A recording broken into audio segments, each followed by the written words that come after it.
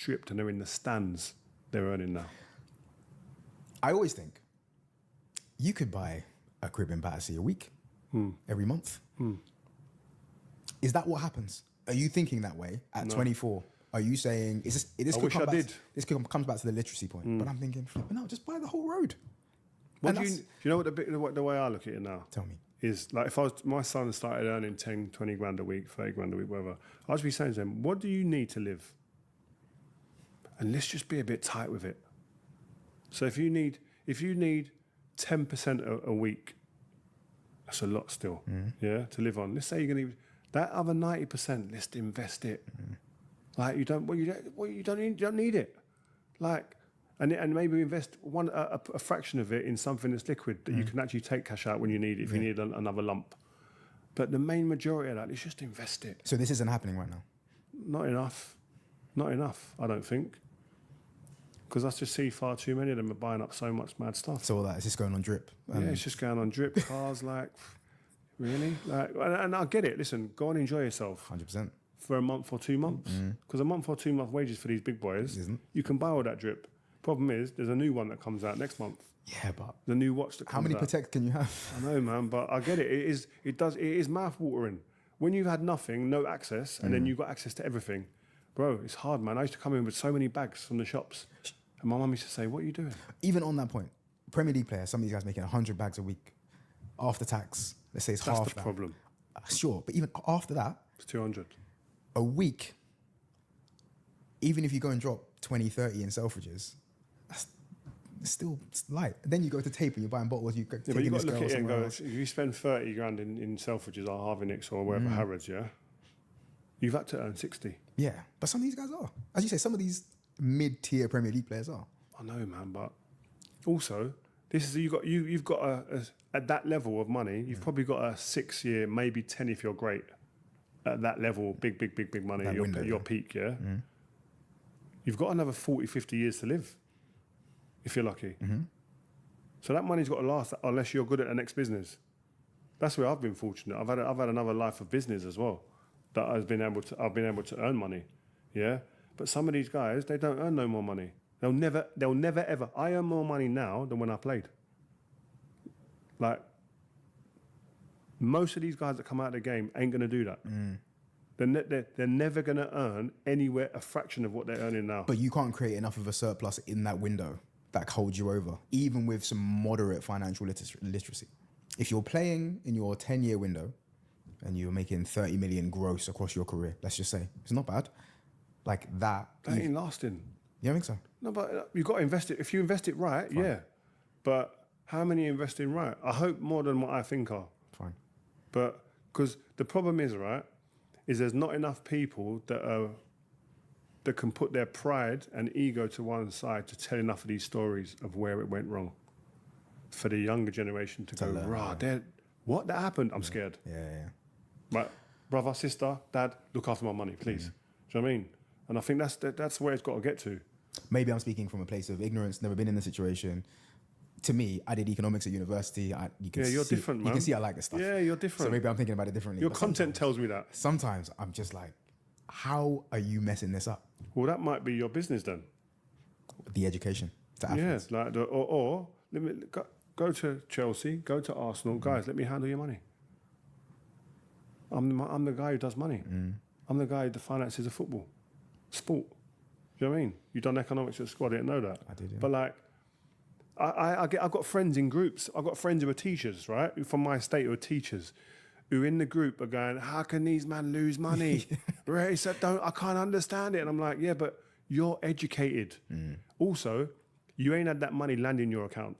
It's different. It's a different, when that money hits, and you go, right, I'm a kid in a sweet shop now with big toys to play with.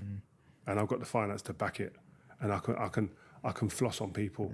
People are going to see that I'm living now. Yeah, you're going to see me. That's what I'm saying. And like, so, but some people never get out of that mode. And they're always there. That's the killer.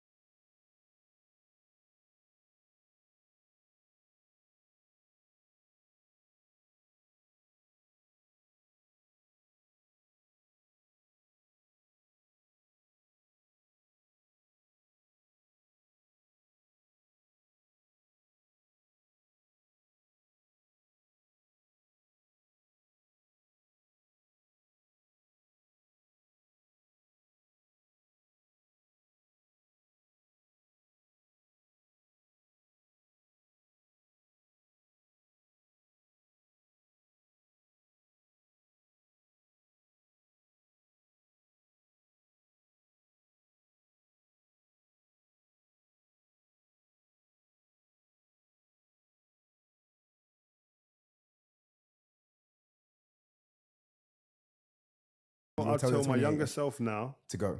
I'll tell my son to go. Why? Because it's a business. I was locked to it. Chapter 4, the one that got away. Big money, That window, your yeah. peak, yeah? You've got another 40, 50 years to live, if you're lucky. So that money's got to last unless you're good at the next business. That's where I've been fortunate. I've had another life of business as well, that I've been able to earn money, yeah?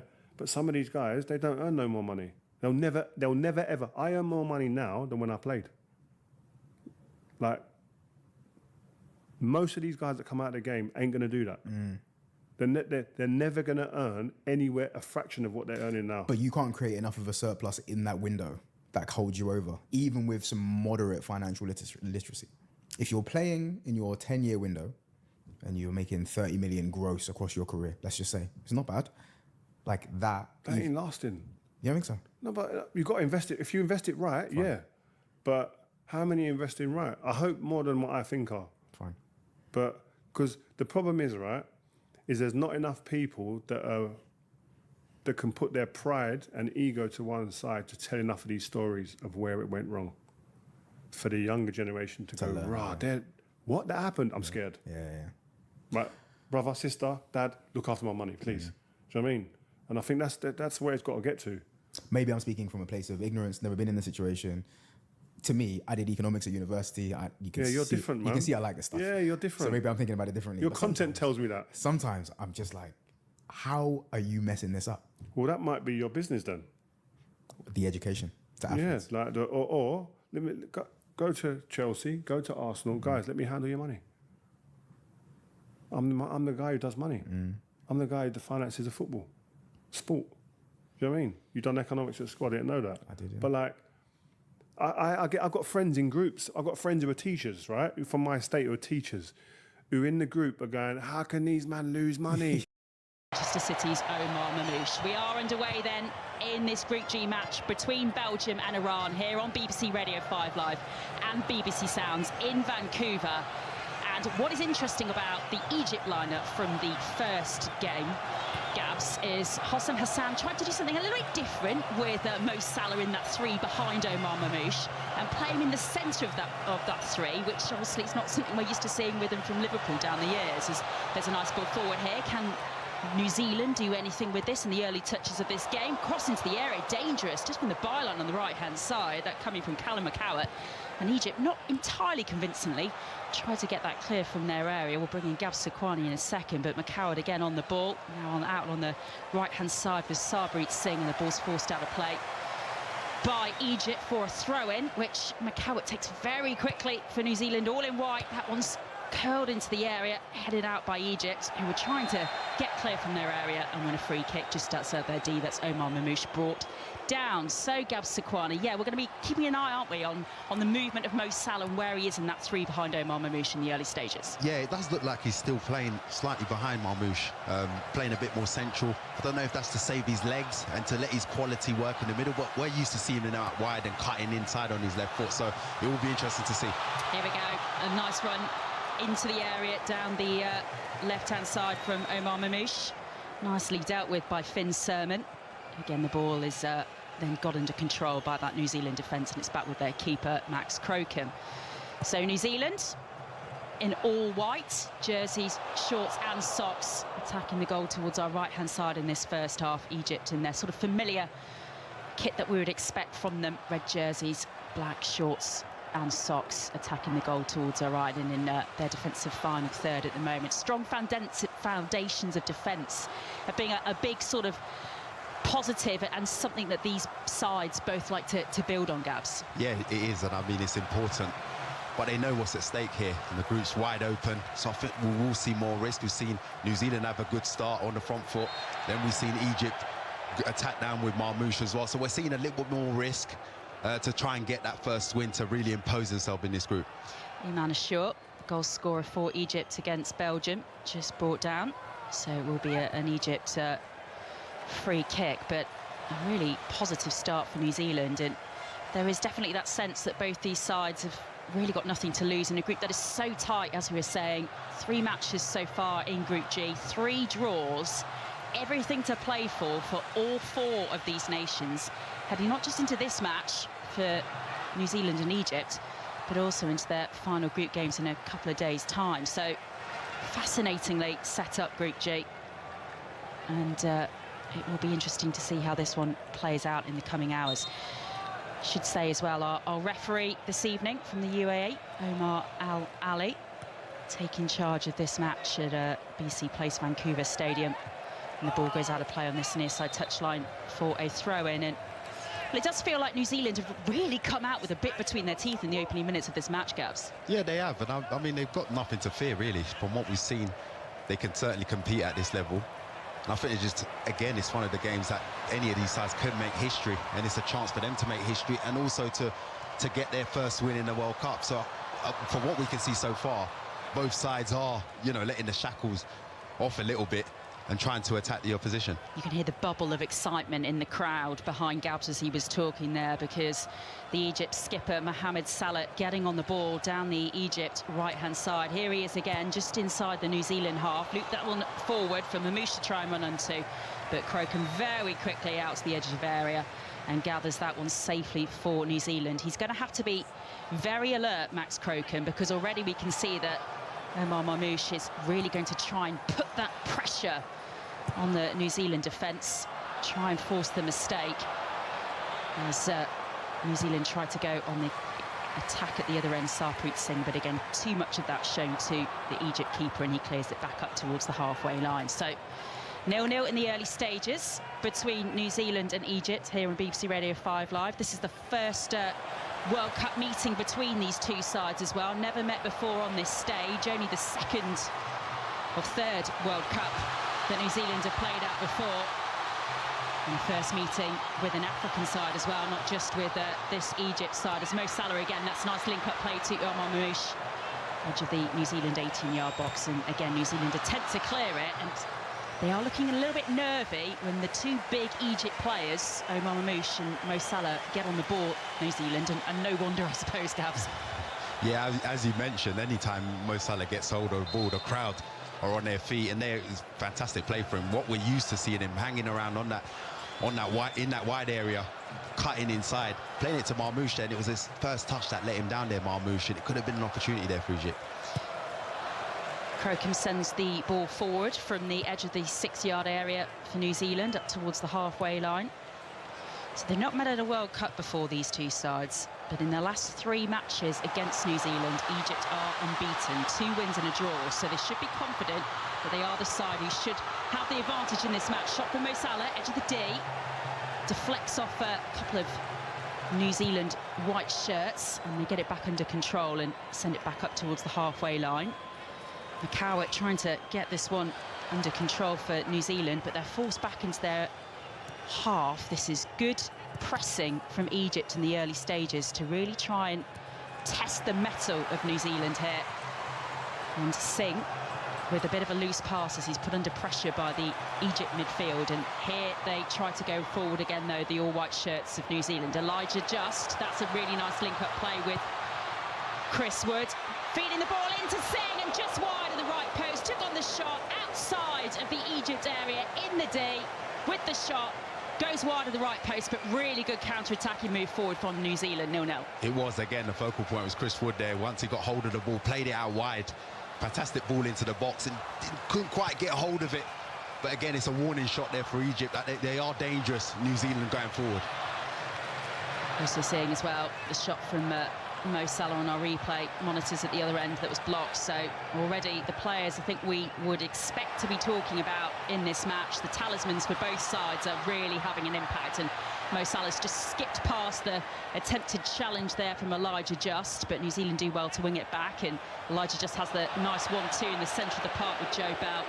The loose pass, referee also getting involved, getting in the way. That's what the boos are about from the crowd in Vancouver.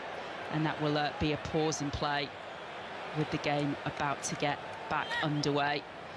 So yeah, it feels like it's an inevitable narrative in a sense, Gabs, of these two teams, that their skippers have got such a big part to play, and already the catalyst for both sides going forward have been Mo Salah, have been Chris Wood, and that's what we'd expect. Yeah, they've got to set the tone for the rest of the players, and I think they're really getting hold of the game by the scruff of the neck and making their team tick. And I think so far we're seeing Mo Salah, he's really looks in the mood. That's a nice ball over the top from Singh, trying to pick out Chris Wood as he made the run into the Egypt area.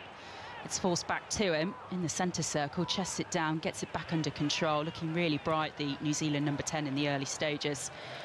Plays for Wellington Phoenix, 29 caps for his country, formerly signed by Bayern Munich earlier in his career, but had a couple of frustrating seasons with them because of quite a lot of injuries. But he's certainly making an impression in the midfield in the early stages here.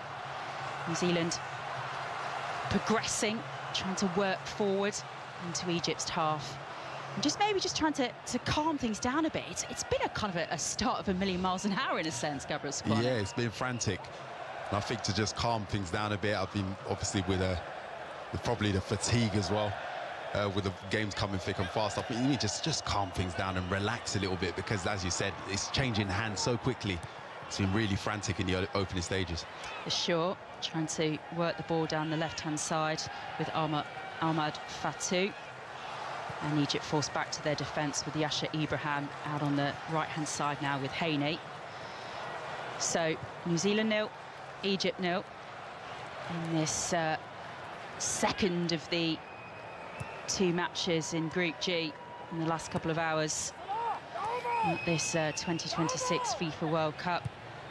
Belgium 0, Iran 0 earlier. Everything to play for both these sides as Elijah just tries to win the ball back from Egypt over on the far side, the Egypt right, and he does in fact win it back. Egypt player went down wanting a free kick, which wasn't given, which is what the boos are from some sections of the crowd, but New Zealand don't quite work that one the way they would have hoped to, and it's safely gathered by Egypt's defence, and they'll go forward again. So lots of players who we hear a lot about who play their football in the Premier League, in British football. Elijah Just, of course, of Motherwell, really making an impact for New Zealand in their first match. 2 goals against Iran. As Egypt's goal scorer from their draw against Belgium gets a little bit more on the ball now as well. Iman Ashur in that central midfield position for Egypt. With Atia. Now he gets on the ball again, Ashur, as he's made the run into the area. Now back in just in that left channel position as Egypt switched play to the right-hand side. Tried to keep that one in, it will go out for a New Zealand goal kick. Yeah, it was a good idea there, crossfield pass to try and get in behind, but just slightly overhit there. But you're seeing the intent from Egypt. They are trying to play some intricate stuff, lots of movement, fluid in that middle, especially Mo Salah playing on that right-hand side and cutting inside, trying to link up passes. But at the moment, New Zealand are staying strong enough to hold them off. So 8 British-based players in this 26-man squad for New Zealand. Chris Wood, obviously the big name who we have mentioned ahead of kickoff, their captain, their record caps holder, their record goal scorer, playing at a second World Cup. Just one other player in the New Zealand squad has played at a World Cup before. That's Tommy Smith, who's on the bench. Braintree Town player, got relegated from the National League with them this season. He's playing in his second World Cup as well if he gets some minutes off the bench. Other than that, this is a pretty inexperienced New Zealand side at this kind of level of competition, but they're certainly leaving it all out there at the moment in the opening 11 minutes of this match. And the big players, of course, who we know play their British football, play their football in the UK, or certainly did until recently in Mo Salah's case. Their captain for Egypt, and Omar Mamouche of Manchester City, who's leading the line for them at the moment. The rest of this Egypt side all tend to play their club football in Egypt as they're going forward again now. Done. This is really nice work down the left-hand side. Mo Salah doesn't get the touch he wants. 15 yards or so out in the New Zealand area. Took the first touch slightly heavy with his right foot, and New Zealand scramble it clear, but every time he gets on the ball, there's just this kind of murmur of excitement in the crowd of what he might be able to do with it. Yeah, exactly. I mean, there's a decent cut back there for Mo Salah. He just couldn't quite get out of his feet and was hurried off it by the New Zealand defenders. But, I mean, again, he just looks really bright today. He looks on it, and they look like they tick in any time he gets on the ball. And it does feel as well, the fact that a lot of these Egypt players play their club football together at Al Ahly. A lot of them play at Pyramids as well together, at Zamalek together. Most of the squad play their domestic club football at home in Egypt. That's a big advantage as well. They all know each other very well. They know their strengths, they know their weaknesses, they can communicate well together. I mean, that's certainly as well something that their manager, Hossam Hassan, will want them to build on, try and use that as an advantage. Exactly, they will have that camaraderie between them.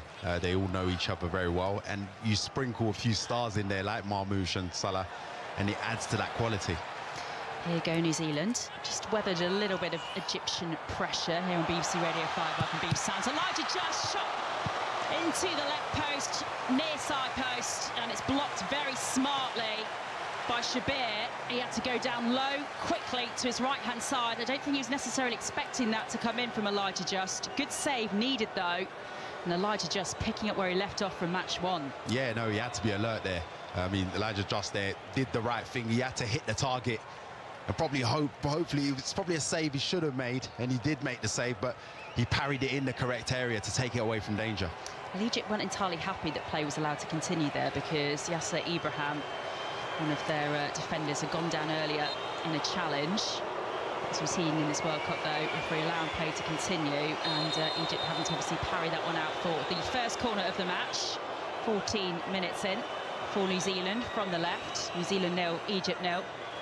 In Group G in Vancouver, can they make this set piece count and get an early advantage in this match?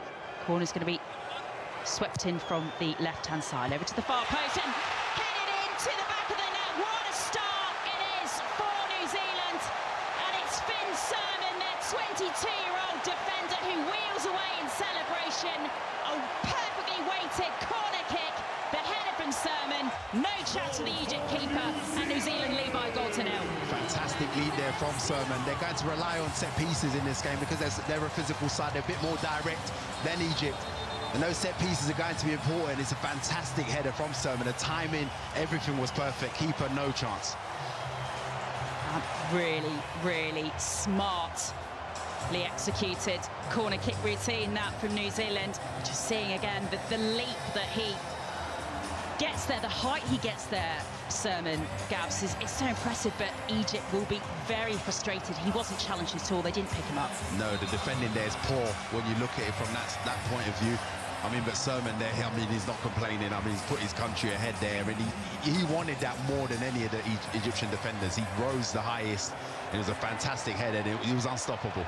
Well, we talked ahead of kick-off about the fact that these two sides, both looking to make history, both looking to win a match at a Men's World Cup for the first time. And New Zealand, well, they've made the ideal start if they're going to make the step towards that landmark. With that goal, that header from Sermon, Finn Sermon, and they lead in the opening 16 minutes of this match against Egypt, and of course that puts them as well. There's a long way to go in this match, and there's a long way to go in this group, but that puts them on 4 points, well in control at the top of Group G at the moment, and therefore right in contention to progress to the last 32, which would be some achievement as well for Darren Baisley, New Zealand head coach, Englishman, who's had a long time working with these New Zealand players. And really, I think that's something that they perhaps didn't even really talk about too much. It was just about getting the first win on the board if they can get it.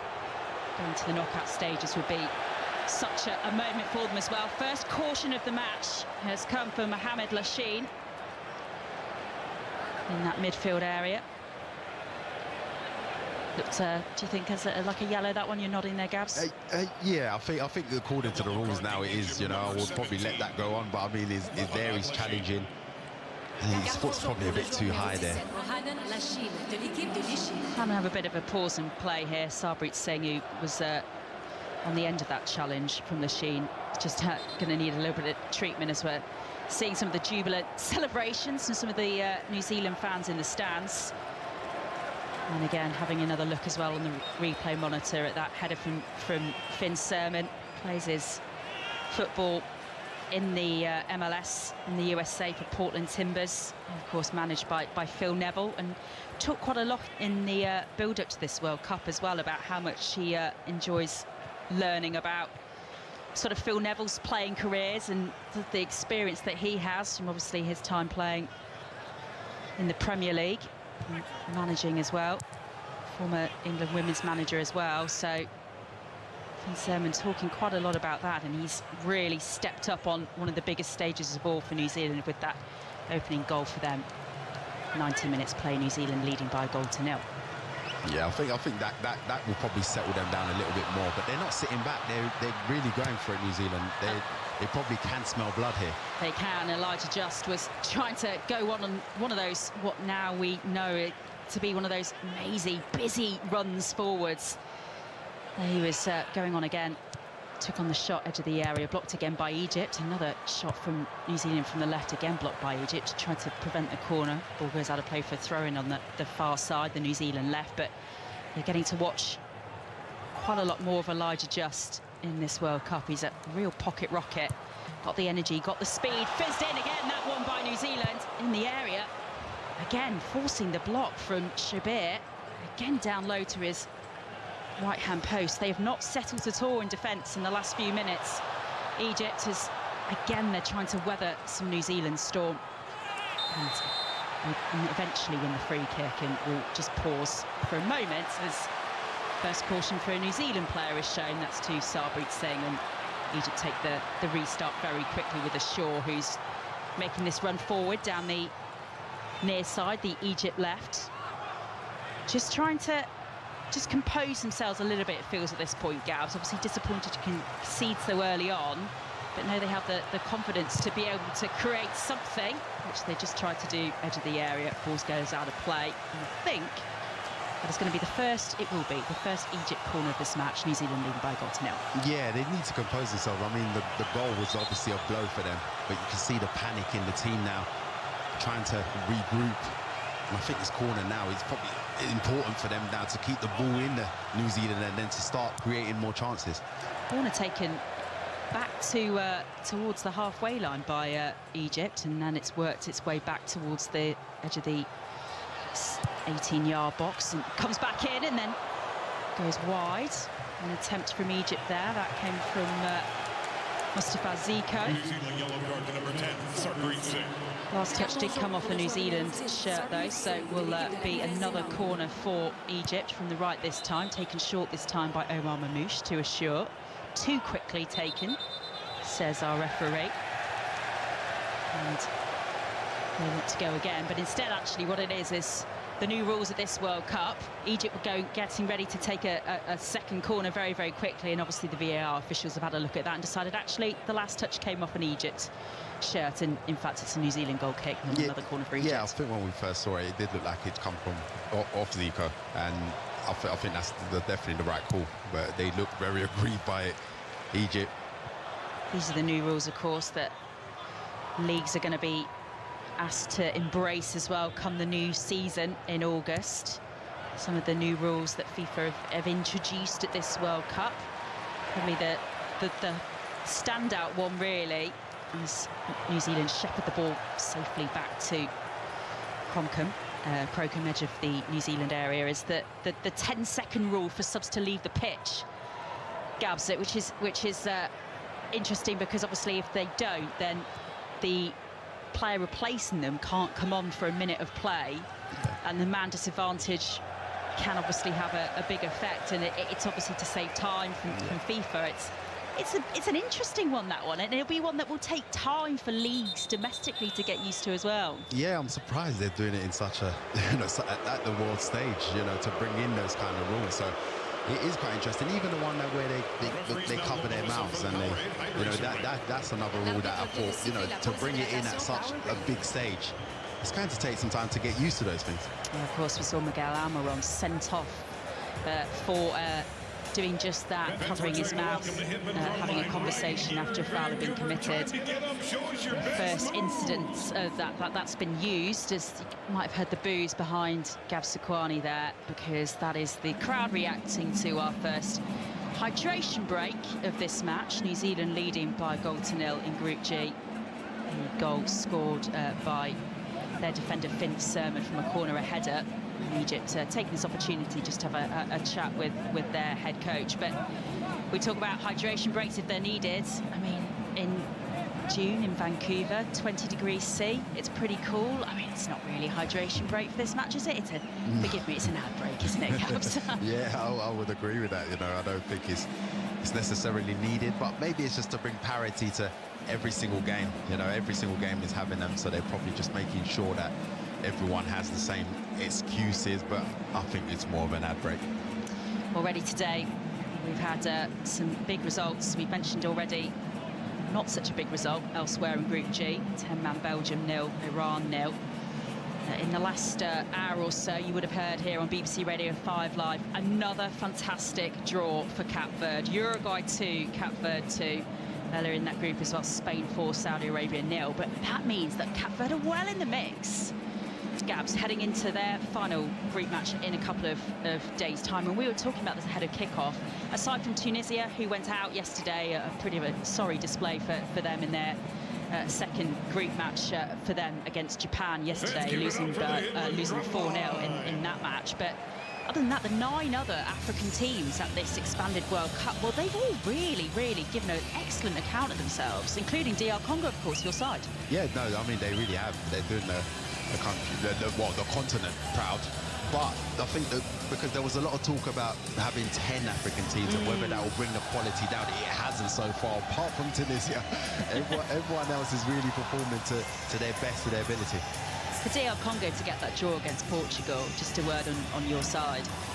I mean, that was such an incredible performance from them, and something for them to really build on. I imagine the squad are super excited about what they will do come game 2. They are. I mean, they're very excited. It was probably the toughest game of the group on paper, and to come through that with flying colours, and it wasn't a lucky draw. You know, it wasn't a game that we were hanging on to get the draw. We had our own chances, and it was a fantastic performance. So I think that gives obviously confidence going forward and to do better in the group and to get through. So DR Congo with plenty still to play for at this World Cup. We've mentioned Cape Verde, brilliant 2-2 draw for them in the last couple of hours against Uruguay in Group H, here in Group G. In Vancouver, Egypt trailing by 1-0 to New Zealand. But remember, even a defeat for either of these sides in this match does not eliminate them from this World Cup. It is all still very much to play for come the third and final match day in this group in the next 5 days or so. But Egypt will certainly want to try and reset after the hydration break and see if they can just play a little bit more positively. Maybe try and get Omar Mamouche on the ball a little bit more, Gabs. Yeah, I think so. I think the supply to him hasn't been good enough yet, and they need to get him on the ball. Elijah Woods into Chris Wood, back to goal, just outside the D of the Egypt area. And then the shot that comes in is blocked by Egypt, and they were trying to find that ball forward, thread it through to Omar Mamouche. We just mentioned him. He's trying to link up down the Egypt left-hand side with Shaw, who's made the nice run forward now. Left-hand side of the area, skips past the goal scorer for New Zealand, and then the shot comes in from Mamouche, curled in from the right of the area, just outside it, in fact. But that is straight at Crocombe in the New Zealand goal, and that's better from Egypt, but not really testing the New Zealand keeper. No, not enough. I mean, it was a good, easy save for Crocombe in the end. And Salah was there sniffing for that rebound, but Mamouche tried to get into the corner. The right idea, but just didn't quite dispatch it properly. New Zealand leading by 1-0 then, here on BBC Radio 5 Live and BBC Sounds. Egypt going to have to do a little bit more defending here as the ball's fired in to the area from the left-hand side by New Zealand, clearly targeting Chris Wood at the edge of the 6-yard box. Doesn't quite connect with it, and it goes out of play for an Egypt goal kick. New Zealand leading by 1-0. Yeah, it was slightly behind Chris Wood there. He tries to guide it into the opposite corner, but just slightly behind him. But again, you can see the game plan is to get the ball up to Chris Wood and then play from there. And when the ball's in the wide areas, to get into the box for him to attack. Obviously a player as well, still finding his touch, I guess, in a sense, Chris Wood, after, what was it, 6 months he was out this season for Forest. Missed October through to April of the Premier League season. Had to have this knee surgery in December, in part, I think, with obviously an eye on leading his team, his New Zealand team, at this World Cup to try and get back to fitness. That is a bit of a heavy challenge coming in from Tim Payne, the new club Olympia man on a short, who stayed down. The referee's just gone over to have a word with him. He's clutching his right leg, but obviously the goal scoring stats for Chris Wood this season just gone, having missed so much of the season. 5 goals and no assists for Forest in the season just gone in all competitions, compared to the season before, Gabs, 20 goals and 3 assists. I mean, when he gets it right and he can get that touch and he can get that fitness back, he's such a danger up front. He is a danger up front. I mean, he's very experienced now.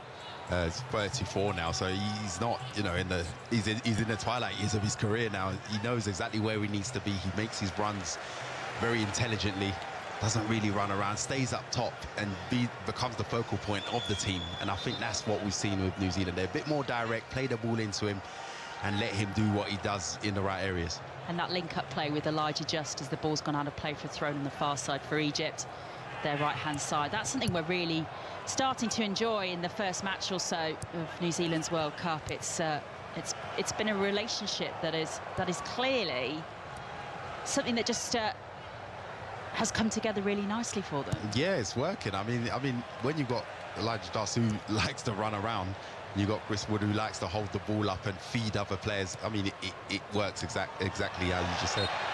Free kick for Egypt in the centre circle. Mo Salah brought down. Having a bit of a word with the referee. Wanted to take it, I think, more centrally. And eventually Egypt do get us back underway. Down this left-hand side, Shaw with his bleached blonde hair, just those tips at the top, feeding it back to his defence. And since going behind, in fairness to Egypt, they haven't really been able to put together something that looks like it's going to create an equaliser for them, which will be a concern for Mo Salah and for their head coach, Hossam Hassan. Yeah, no, that is a concern. What I expected is to then pile on the pressure, you know, to try and get that equaliser. But New Zealand have adapted very well. They look organised. They're not really sitting back. They're still trying to create their own chances, which is going to be very frustrating for the Egyptian coach. Games, of course, still to come. Early hours of Monday UK time here on BBC Radio 5 Live. Later on, 6 o'clock UK time, evening kickoff in Group J, Argentina against Austria. It's a match as well you can watch on BBC One. From Group J and Group I, France, another one of the big contenders, we think, to lift this trophy as well. In action at 10 UK time this evening on BBC One and on BBC Radio 5 Live against Iraq. And we'll see if Lionel Messi and Kylian Mbappe can keep that Golden Boot race going, as we saw them really have an impact and score the goals in their side's opening matches. Egypt trying to work the ball forward again. Shaw's forced back, though, back towards his defence, and that will be a concern for Egypt, that he's finding that midfield area quite congested at the moment. Off the ball, New Zealand looking pretty organised, managing to keep it away from him. Number 8 does, though, get back on the ball and find Salah, making one of those runs as he likes to do down the right-hand side. Can't get the cross into the area, though, and New Zealand get it back up towards the halfway line. They are going to have to stay very concentrated, New Zealand. It's clearly something they've worked on in training, to really surround the likes of this man as well, Omar Mamouche, when he's on the ball. That was nice, tried to skip past a couple of white shirts. And again, New Zealand clear it. This is going to be a very, very important part of this game, though. That New Zealand defence stays so concentrated. Anytime Mamouche, anytime Shaw, anytime Salah get a touch on the ball. Yeah, they're trying to find them spaces.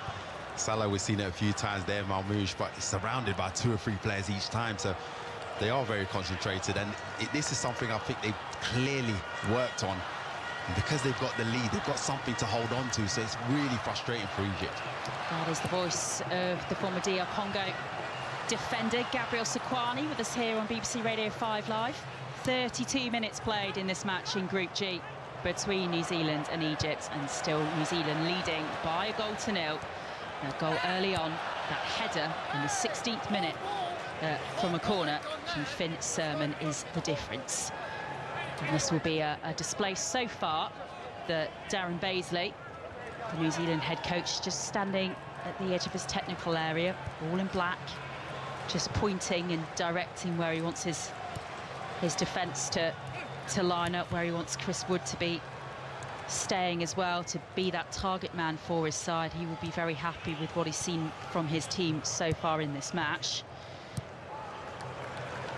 And at the moment, it's a very organised display that's really forcing Egypt back and really limiting their options to find that space, to find those balls going forward in the New Zealand half. It is limiting their options. I mean, they're having a lot of possession, growing into the game, but not in the dangerous areas.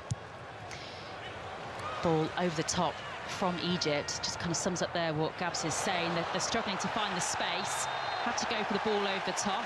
New Zealand tried to get it clear. Shaw then takes control of the ball in the D for Egypt, and he's hacked down by New Zealand. We're going to have a second caution in this match for New Zealand, and is going to their defender Callum McCowett. And this is going to be an excellent opportunity for a set piece for Egypt in the New Zealand D. And well, they've got some people we know who love to try and test the goalkeeper from this distance, Gabriel Sequani. Yeah, what we know is they've got quality in these areas, and this is a big opportunity for Egypt. They've struggled in the gameplay to break down this stubborn New Zealand side at the moment, but this is an opportunity they have to take. So the wall just being lined up for New Zealand. Looks like we've got 5 or 6 men in that. Hopefully they'll do a better job of a wall than we saw Uruguay attempt against Cap Verde earlier.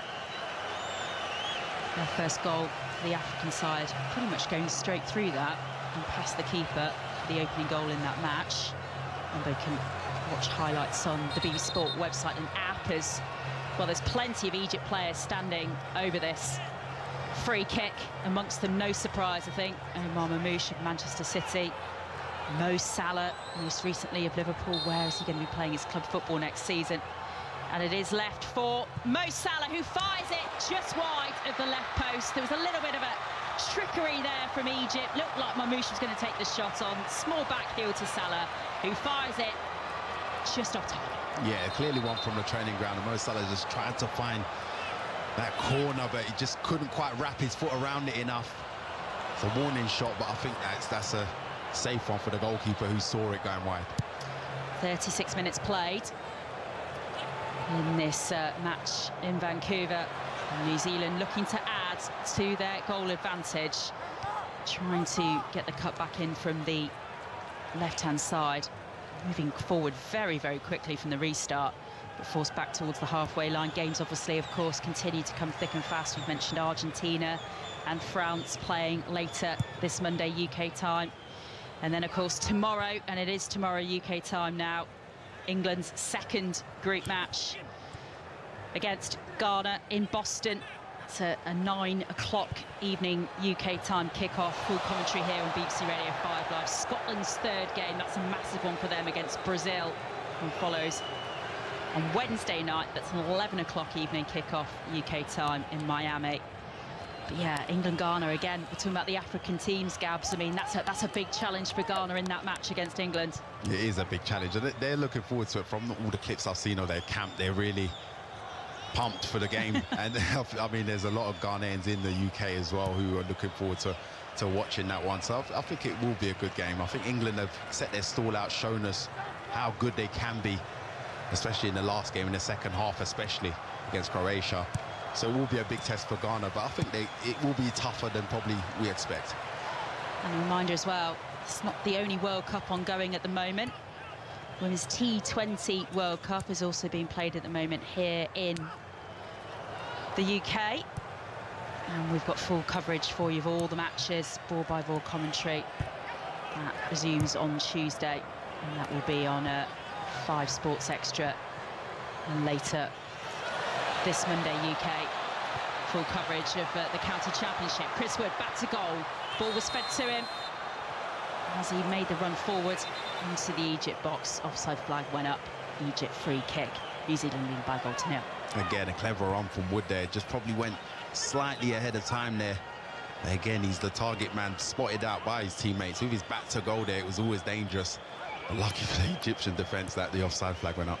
The other thing about the football being played here at the BC Place Vancouver Stadium, and this stadium is, of course, where Canada famously won their second group match a couple of days ago.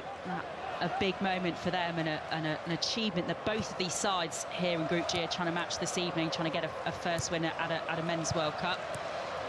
They will play their third group match here as well in a couple of days' time. This was the venue as well for the Women's World Cup final back in 2015 when Canada were hosts of that as well 11 years ago. It's got a temporary grass pitch on it, but it's holding up pretty well at the moment. I think there was a little bit of concern of some of the conditions of some of the pitches at this World Cup, but it looks like it's playing quite well at the moment. He is playing really well. Cross in from the left-hand side, punched away, not entirely convincingly by Chaubert off his goal line, but then he was well placed to grab and collect that one and then send it downfield for Marmouche. Very nice work from Finn Sermon, the New Zealand goal scorer, to stay with him, to shepherd that one safely away. They are going for that tactic over the top now, Egypt, realising there's no space to play through that midfield at the moment. Yeah, that midfield is so congested, but so it's Marmouche making them runs into them channels. But there's Sermon there, did so well to stay with him, use his strength, and kept the ball moving for New Zealand. So far, so good for the New Zealand defence. Anytime Omar Marmouche and anytime Mo Salah in particular have tried to get on the ball, they've been surrounded by several white jerseys, and they at the moment are not getting the space and time to try and create anything for Egypt's equaliser, as the ball is sent forward by New Zealand but straight into the hands of the Egypt keeper Chaubert at the edge of his 18-yard area. As we tick over now into the 40th minute, so 5 minutes to go plus stoppage time in this first half, and well, it'll be a first-half team talk, well, a half-time team talk, rather, Gabriel Sequani. I'm sure that Darren Baisley will be absolutely delighted with what he's seen from his New Zealand side in the first 40 minutes of this match. Yeah, he will be, and I'm sure the half-time team talk will be same again, you know, for the second half. If they can hold on to keeping the lead through to half-time, I mean, it's been a perfect performance, especially the defensive display has been unbelievable, and also the goal is scored by a defender as well, so it just tells you how well they've done in both boxes. What about from Egypt's point of view, as we've just got to pause and play for a bit of treatment for one of the Egypt players actually who's down at the moment? Hossan Hassan, he's not afraid of trying to mix things up by trying to play Mo Salah through the middle, as he did in the first game for them against Belgium, but they're going to need to try and change something because it's not working at the moment for them in this match. It's not. I mean, the midfield and that area is so congested.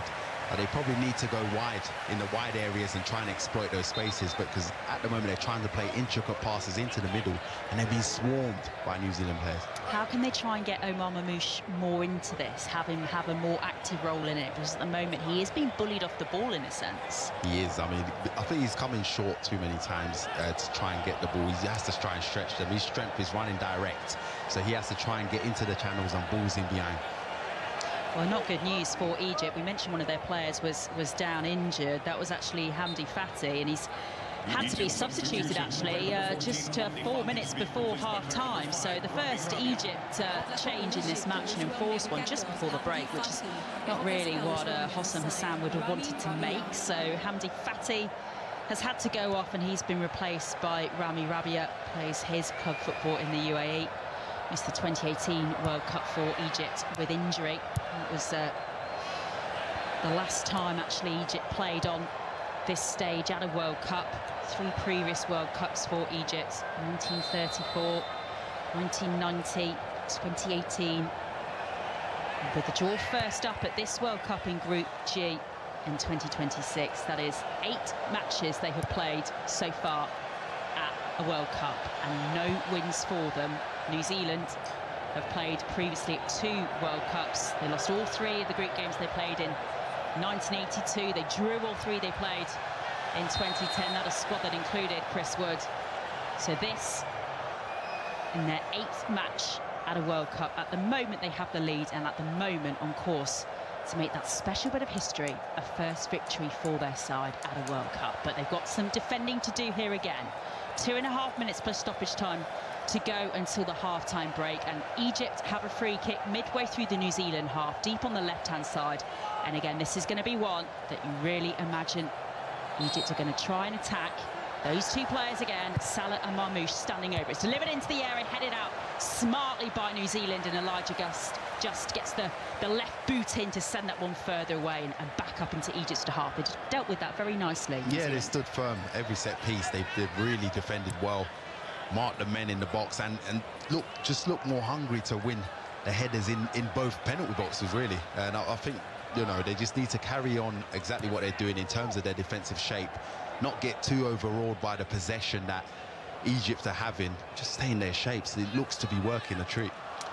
The substitute who's just come on, Rami Rabia, getting his first touches on the ball in the centre circle in this match. Feeds it out to Fatou on the left-hand side. He tries to find Marmoush, and he's brought down just on the left corner of the 18-yard box by Joe Bell.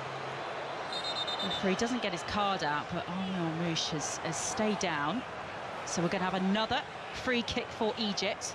This one closer towards the New Zealand goal, but from a similar angle, a similar side, deep on the left-hand side again for Egypt.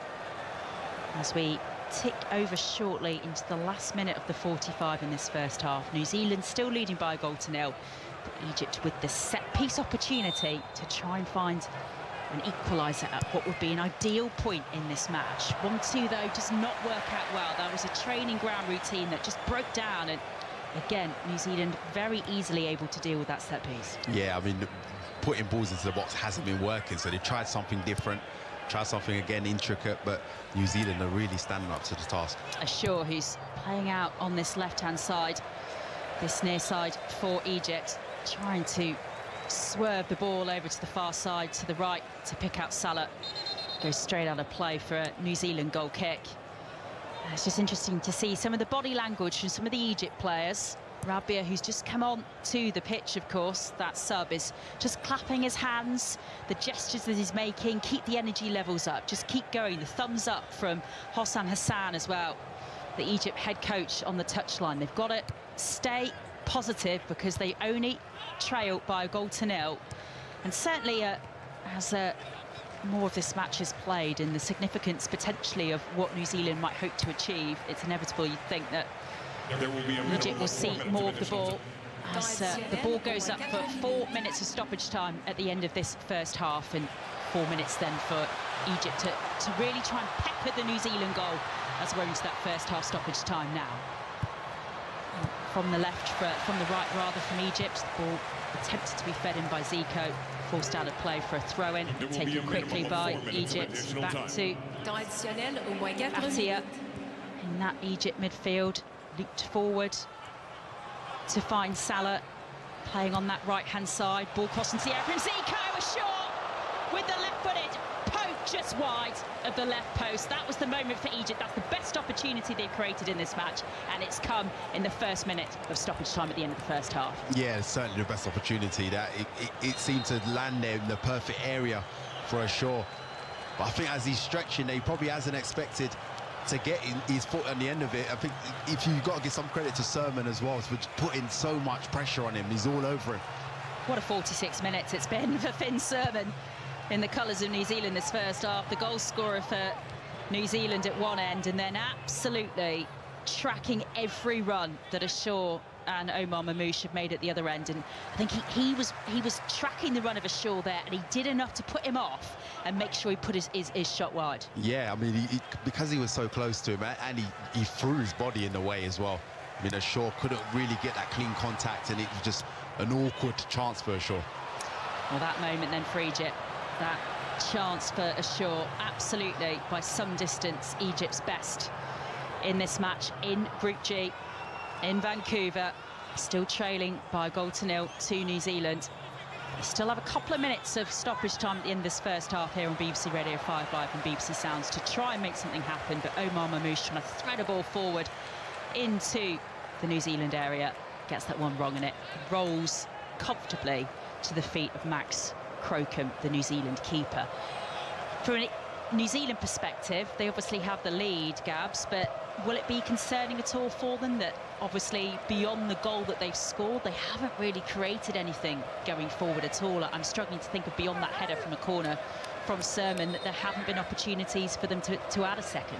Yeah, I don't remember too many opportunities. I think there was a shot at near post from Just, the goal from Sermon. Apart from that, they probably sat back a little bit, but their shape has been so good that it hasn't been concerning. All the possession that Egypt has had, nothing really has been concerning for the back line. Well, you can just see the kind of battle of the first half summed up there in a moment as Gabriel Sequani was talking. A coming together between Sermon and Omar Mamouche, who is clearly so frustrated that everywhere he seems to go in this match so far, he has a shadow of Finn Sermon just following him wherever he goes, following him there as he tried to get forward for Egypt. Went down under a challenge. Just a little bit of frustration from the Egyptian and Manchester City man. And that sums up there exactly what Gabriel Sequani is saying, that New Zealand are working so hard in this match, but inevitably, how long can they keep it going in the second half, Gabs? And like we say, if the seconds and the minutes do tick by and they think more and more about what they might be on the cusp of doing, moving top of this group, winning a first World Cup game, putting themselves in a really good position to progress the knockout stages, it changes the dynamic of the game later on and really allows Egypt back into it. It was going to be fascinating. Yeah, it does. I mean, the nerves start creeping up the closer you're getting to the finish line, and the more pressure that is coming to them, like Egypt are right now. They're being patient, but their shape has been so impressive that I don't think there's too much to worry about at the moment. Well, what a first half performance from New Zealand. Darren Baisley will be absolutely delighted with what he has seen from his New Zealand side, and all of the congratulations and the back slapping from the New Zealand players as they leave the pitch. It's all towards Finn Sermon, the 22-year-old defender who jumped up so high, perfectly placed to head in a corner in the 15th minute of this match to give New Zealand a 1-0 lead over Egypt at half-time. And at the moment, Gabriel Sequani, New Zealand... Ray said, I can't understand it. And I'm like, yeah, but you're educated. Also, you ain't had that money land in your account. It's different. It's a different... When that money hits, and you go, right, I'm a kid in a sweet shop now with big toys to play with. And I've got the finance to back it. And I can floss on people. People are going to see that I'm living now. Yeah, you're going to see me. That's what I'm saying. And like, so, but some people never get out of that mode. And they're always there. That's the killer. Chapter 4, the one that got away. Now, I was speaking to Jake and Preston about this, and they told me that you could have signed for Barcelona back in 2007 times. Confirm or deny? Yeah, confirm. Yeah. I spoke to Frank Rijkaard in the tunnel after the game. We drew 0-0. We should have won. Cristiano missed a penalty. But yeah, I spoke to him in the tunnel just briefly, and he just I remember that one. He put it wide. Yeah, and he just asked me like, would you fancy coming? We'd like you to come. Is that how it happens? Yeah, and I was just like, all right. So I just said to him like, there was no way I was going to go at that time, and I felt we were a better team then. I didn't know what Barcelona were going to be like later on. We didn't know about Messi. We didn't know about Xavi, Iniesta, Busquets yet. And I was just too wired into Man United. And I'd worked all my life to get to the point to win the big trophies. I was now in a semi-final, beating Barcelona. Barcelona? Nah, not Man United. Next 4 or 5 years, we've got Cristiano Ronaldo. We're going to dominate. Wayne Rooney, Tevez. What's that? Where can it go wrong? If I go there, I'm going to be behind this team. I can't do that. So that was it. And I look back now with hindsight, like... I could have had double what I had now, trophies-wise, if I went to Barcelona. But listen, that's the way it goes, man. I don't know how old you were at that point. Maybe middle of your career, 27, 28, 29 maybe. Let's say, for example, an offer was put on the table. At that time, are you thinking footballing? Are you thinking financial? Are you thinking lifestyle? What, if you can, at 28, what's in your mind? It's so different, so mad, because the answer that I'd give you now is so different to what I'd given you then. Yeah. So I had at different times in my career offered massive money compared to what I was earning at Man United, like almost double to go to other teams, and even more than that to go China, like crazy money, life changing, generational money, right? But I was always like, what, to leave the Premier League? What, Man United? The best league in the world? Nah. Do you know what I mean? Again, I've worked too hard to get here. Like, I wouldn't look at myself the same way, Gad, to play in that country where football's not the same as it is here. The level people are going to look at me funny. Everyone's going to say that I'm maybe just in it for the money. Can't. You ask me now, I'd have gone. So, at your age now, you're saying I'll tell my younger self now to go. I'll tell my son to go. Why? Because it's a business. I was locked to it emotionally as a fairy tale, football. That, this is like, it's a dream. This is like the dream that I've had, that I'm there. I'm at the top of the mountain. I've climbed Mount Everest. I can't just jump off that.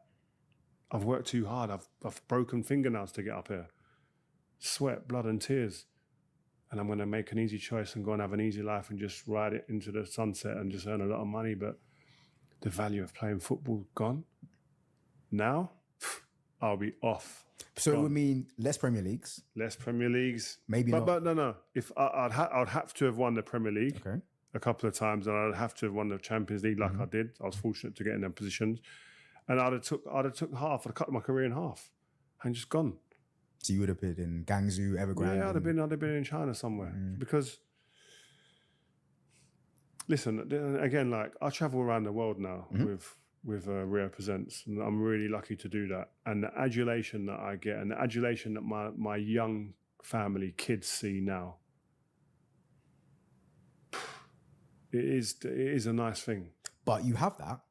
A part of that is because you have 6 Premier Leagues. That's what I'm saying. That's my point. I was going to say. Okay. So if I go, do I still have that? Do you know what I mean? You don't know the answer, but yeah. What do you think? And it's probably not. Not to the level I have it now, where I go almost anywhere in the world. I go to mad, crazy places. Do you think that no one's going to know who I am? And it's like, and my missus says, like, how do these people know you? I'll say, Man United, Premier League. Do you know what I mean? Winning. That's how. So it's yeah, that is nice, and it's great for when my kids see that and they get an understanding for like what I've achieved and stuff. But if I was telling my 2 boys now who want to be footballers and my little 5-year-old who wants to be a footballer, I said, listen, you go where the best deal is. That's what I'd say. You spoke to Frank Rijkaard. Is there another deal that's not maybe Frank Rijkaard that you think you probably should have done that one? Maybe not China, or maybe it is China. No, I think I don't look back on it so much like that. I think the Barcelona one, because they would pay me more money, and good team. I would have won more. Good team, that. So I look back and go, oh, that would have been, and I'd have got to play with another great player. I'd have played Cristiano and Messi. Who's done that? Do you know what I mean? PK done that. But PK might not have been PK if I'd gone. If you had gone, yeah. But he might have been Rio at Man United. So yeah. Anyway, but yeah, if buts and maybes. When you seriously need groceries delivered fast. Get in, my son. Tesco Whoosh, because every little helps. It's just like a very cool way to prototype extremely quickly. If I go here in Figma, I just have this design here. The Long Play is a community. I asked my community that I told them that I'm going to be here with you, and I've got 5 questions for you from the community. Okay. So I'm going to read you 5 questions. I'm going to read them out. Okay. Member questions then. Liam asks, Rio, were you just a wonder kid? Were you blessed from birth, or did someone bestow football upon you? Like Tiger Woods' dad, is actually what he said.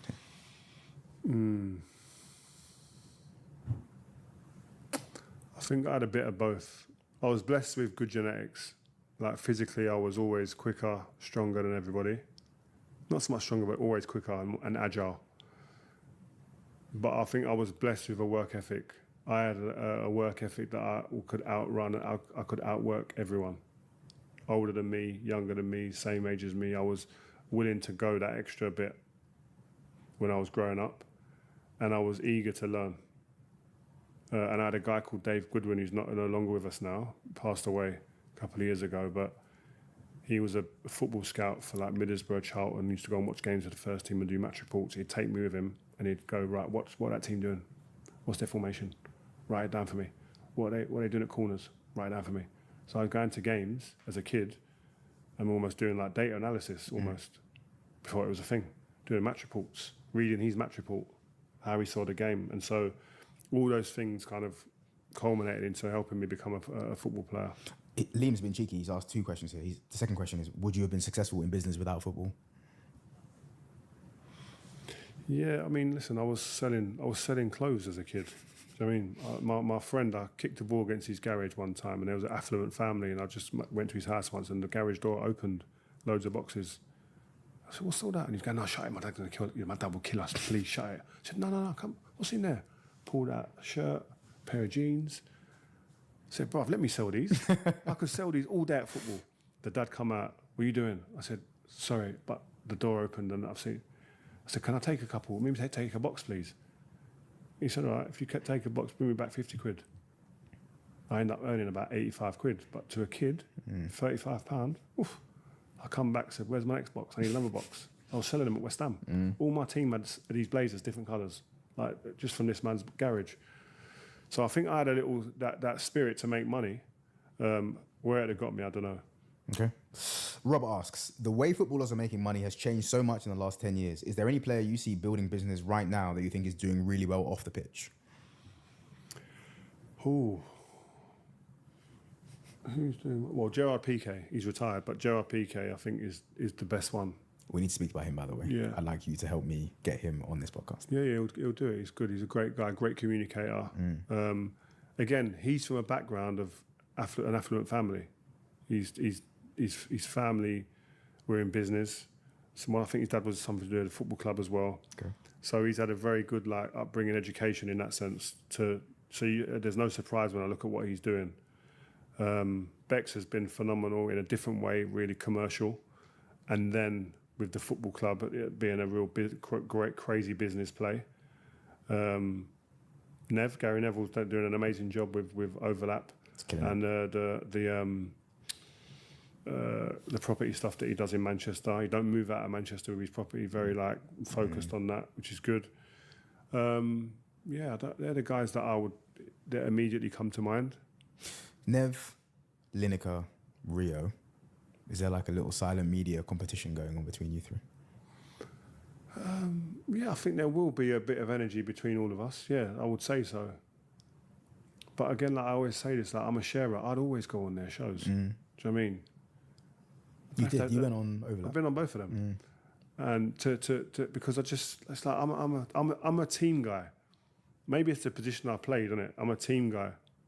And to be fair, the others they're quite like that as well. But I still think there'll be an undercurrent of like we all want to be better than the other one, which is fine. But we're all very different in our approaches to it, which I like. But it's good, man. That competitive energy needs to be there. You need it. You know what I mean? Charlie asks, Rio, you famously had a show on TV in 2006 called Rio Ferdinand's World Cup Wind-Ups, where you play pranks on Man United players. Tell me about the show. Did you have that idea and sell it to a broadcaster, or did they come to you? I don't quite know how it happened, but I think we might have gone to a broadcaster and said there's a show we'd like to do. It was ITV, actually, ITV Productions.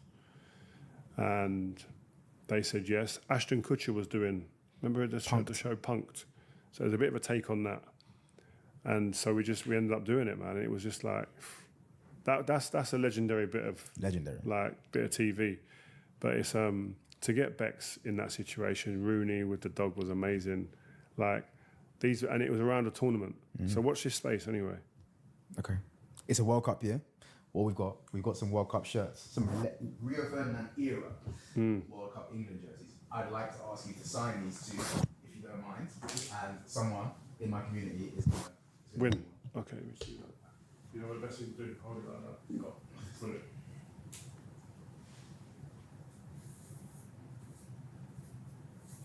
Amazing. That's one. Someone out there is going to one of these. Amazing. So watch this space for the World Cup this summer, huh? Maybe it might be a bit early for this World Cup, but this is something we're talking about. So it's Yeah, I think it's those type of things they're things that you go, you know what, that was a moment. I remember I was You know what I mean? 12, 13. Legendary program. I remember it. Beck's in the back of the car, crouched mad. down. Crazy. Incredible. Oh, it's 20 years ago. It's insane. That makes me feel old, man. Shit. It's absolutely insane. Okay, we move on. Rebecca asks, during your career, do you always believe you were paid what you were worth? Yeah, I think so at the time. I'll never forget me and the Manjovic used to sit there and go, wow, we have hit this at the best time. It's never going to be this big. Never going to go past this. How foolish were we? You know what I mean? So, like I said, there's players now that are playing probably low end of the Premier League. Maybe even on the bench, and then some even not even getting in a team that are earning more than what we earn. And we were like earning big money. Scary. But I don't look back with jealousy. I don't look at these guys and think, oh man. I just think, get it, man. Get that money in. Just do well with it. I don't know if you watch the NBA. There's some NBA pundits who almost come across envious of the money in the NBA today. Yeah. I don't sit there and go, because he's earning that, he should be doing this. I'm not one of those guys. There are guys out there like that.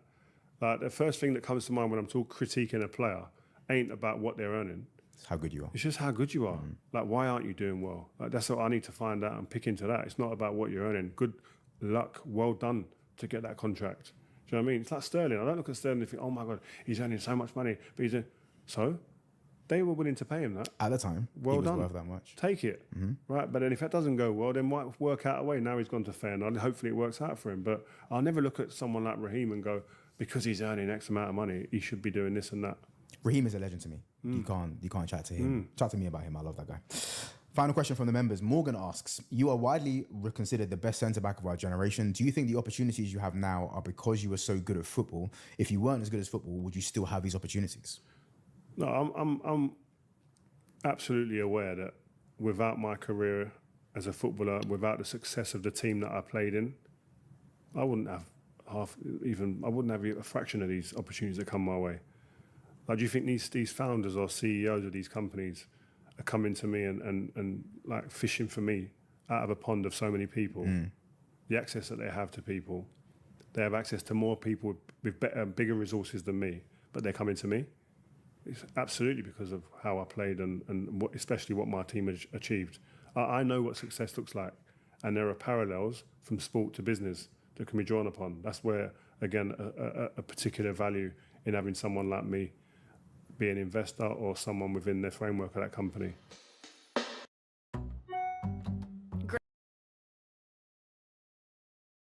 You guys have been talking about over the last 15 minutes or so. It hasn't in the first half so far in this match that Egypt would have hoped for, trailing New Zealand by a 0-0 from a corner, from a header from Finn Sermon. 15 minutes into this match, New Zealand on course for their first ever win at a World Cup with this scoreline at the moment, on course to move top of Group G.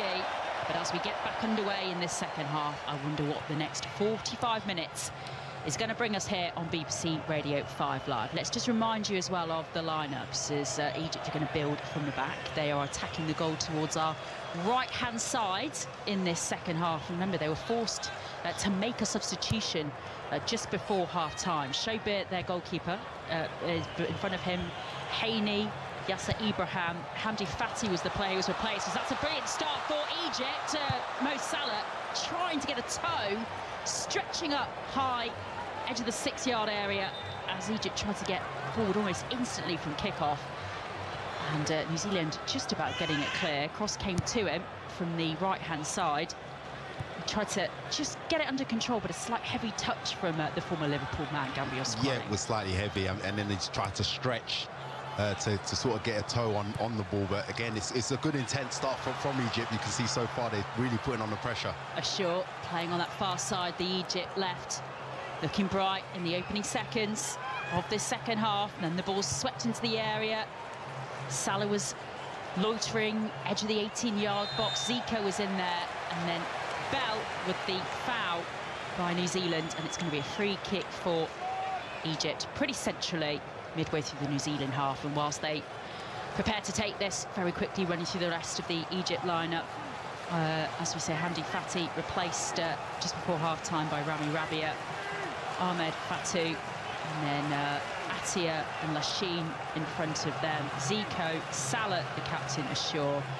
Omar Mamouche of Manchester City up front, one of the 3 Egypt players standing over this free kick as it's launched in by Omar Mamouche, and it goes wide of the left post, and that will be a New Zealand goal kick. But better from Egypt in the opening seconds of the second half than in truth what we saw from most of them in the first, Gabriel Sekwane. Yeah, a bit more intent and a bit more direct with things instead of just passing it around and not really getting through that stubborn New Zealand back line. Right now they're trying to play with a bit more tempo, to move them around a little bit, and that's what they need to do. Well, New Zealand need to adjust and get back into the rhythm that they showed in the first 45, where they were really cool, calm and collected, very much in control. The goal scorer, as we were talking about, Finn Sermon in this match, very, very concentrated in defence, tracking the runs of Omar Mamouche, of Ashore, of Salah, and able to make sure that those 3 who are the forwards who you would expect the equaliser to come from, probably from Egypt in this match, just keeping them very, very quiet. But they need to adjust and find their rhythm again in this second half. New Zealand all in white, the all-whites, attacking the goal towards our left-hand side. Yet, really, to get out of their half in the early stages of the second half, wanting to win a free kick on the left-hand side, which is eventually given. Liberato Kakacha brought down. He's part of a back 4 for New Zealand, so Max Croker in goal, Kakacha, Boxall, Sermon the goal scorer, and Payne the back 4 behind Stamovich and Bell, with just Singh, McCowett and Chris Wood, their captain, the Nottingham Forest striker, up front. Sermon on the ball, spreading it out to the right-hand side. That was to Payne, comes back to him, then he sends it forward again. Singh doesn't get a touch on it that he wants, and he loses out of possession. And here go Egypt again. Zico shot, edge of the area, blocked by the all-white shirts, rushing forward, edge of their area to try and get that clear throw-in. Taken quickly on this near side then, the Egypt right, by the red jerseys, black shorts, black socks of the African team. But Ashore gets that one wrong, and the ball forward from him goes all the way out of play for a New Zealand goal kick. They will take an opportunity to just take this pause, even to really reset here, New Zealand. They haven't found the rhythm that they showed in the first so far. No, they haven't. It's been a slow start from them, probably more the intent from Egypt, really putting them on the back foot, just looking a lot brighter and doing things a lot quicker in the forward areas. Real pace, this urgency from Egypt. Mo Salah spreading the ball out to Omar Mamouche down the left-hand side. Again, the shot, left-footed throw in that time, blocked again by New Zealand. Forced back again to their defence, Egypt. Rabia recycles and they go again. Mamouche again down that left-hand side. Zico, Salah making the run into the area, and the ball from the left that time from Atia, blocked out of play by New Zealand for a throw-in on that far side. Egypt take it quickly. Again, they will come. Short passes coming from their defence, but all of Egypt's players up now in the New Zealand half. Back heel from Omar Mamouche, then the cross into the area from the left-hand side. And again, New Zealand are forced to work hard, edge of their area, try and win back possession, managed to do so. And back, helping to support that defence, Elijah Just, but he's lost out on possession. Here they go again, Zico, forward again to Ashore. Egypt with a loose pass, though, from Ashore, and the boot comes in from New Zealand, and Chris Wood, their captain's back as well, and his half trying to help defend. Ball over the top now from New Zealand. That's nice because it's found Elijah Just, who's then brought down. No foul, says the referee, Omar Al-Ali. They're coming together with Lachine, who, remember, is already on a yellow card in this match. Brought down Elijah Just. Play allowed to continue by the referee. And as play continues, what did you make of that decision there? The ref had a very, very good position, so he probably saw something we didn't see, but it looked like a foul. First instinct there from Justice, looked like he skipped past his man, and he was clipped there, but the referee was in a very, very good position. And he was very much through on to really try and get forward for New Zealand to add to their one-goal advantage so far in this match. That's swept into the area, and just then, over the top, Callum McCowart making the run as the ball was squirted forward from the left by New Zealand. He tried to get ahead on it. It was a really nice delivery from Stamanic. And it forced an important touch from Shobert to just get a paw on that and tip it over his crossbar. Yeah, Shobert had to be alert there because it was a great ball by Stamanic. And McCowart there, fantastic run. He timed it perfectly, and all he had to do is flick it on and hope for the best. But Shobert was equal to it. 53 minutes played here on BBC Radio 5 Live and BBC Sounds. New Zealand leading Egypt by a goal to nil in Group G, a result at the moment which would move them top of this group, give them their first win at a World Cup. Here comes the corner from the left-hand side, over to the far post, headed out firmly by lots and lots of Egypt red shirts in their area, trying to get that clear. New Zealand come back again to try and get onto that, and eventually it's got down under control by Shobert, who then launches it up towards the halfway line. And the referee has paused play, and we'll go back and we'll just have a moment here to pause. It's been a frenetic start to the second half from Egypt, exactly what Hossam Hassan will have wanted to see, the response from his team after a disappointing first 45 from them. Yeah, for sure. And what I can see is they're playing the ball a lot quicker. It's less pedestrian, possession football. They're moving things around to make New Zealand defence move out of their slots. And that's causing problems for the New Zealand back line in these early stages. New Zealand barely able to get out of their half at the moment. Here they go again. Mo Salah, a couple of touches to get the ball under control down the left-hand side of the New Zealand area. Tries the cutback, that's cleared again by the all-whites, all-white shirts in that New Zealand box. Ball forced out of play for a throw-in on the far side, taken again by Egypt to the feet of Ashur. Looking a lot more confident and building and recycling the ball. Those quick passing, link-up play as Gabriel Sequani, former DR Congo defender alongside me, has been explaining in the last minute or so here. They are really trying to put the pressure on New Zealand and trying to get Omar Mamouche, who's on the ball at the moment, more into this match, see if he can create something. The Manchester City players had a frustrating stop-start season, really, at the Etihad, not getting as many minutes perhaps as he would hope, but that's a nice 1-2. Edge of the New Zealand area, then the shot comes in from Zico and it's blocked. Edge of the New Zealand 6-yard box, and Zico has his head in his hands because he knew that if he connected with that properly and got it away from the New Zealand defence that would have beaten them, that would have beaten the New Zealand keeper. Yeah, it was in a fantastic position. Great run from Zico in the first place. He got decent connection on it. But again, it's that man Sermon getting in the way of it. He's just everywhere. Wherever there's any danger, he seems to snuff it out. Has Finn Sermon played a better 54 minutes in his life than he's played for the All Whites for New Zealand in this match so far, their second match at this World Cup. And are they finally, at the 8th time of asking, going to get a first win at a World Cup? We will see. There is definitely a lot more defending for them to do in this match now. That's a ball that's just not kept in play by Egypt as they ran forward. Haney couldn't keep that one in play, so New Zealand goal kick. And yeah, there's a lot more now for that New Zealand defence to think about. They're going to take their time to take this goal kick. Sent forward by New Zealand. Singh was trying to make the run down the middle, put their goalkeeper under a little bit of pressure, Egypt, but we get it clear again out towards Salah, who is definitely playing down that right-hand side now for Egypt in the second half. Remember, he played almost the middle of the front three behind Omar Mamouche in their first match in their draw against Belgium, which is not where we're used to seeing Mo Salah, not where he has been so effective for Liverpool in his many successful years playing in the Premier League, but he's taken on that role in this second 45 and so far looking like it's doing a lot more damage, is being a lot more effective down that right-hand side for Egypt. Again, this is nice play from them. Ball's going to come in from Attia from the right-hand side. In fact, he forces it off to catch it for an Egypt corner. They trail by a goal to nil, but much better from Hossam Hassan's side in this second half as they take the corner shot.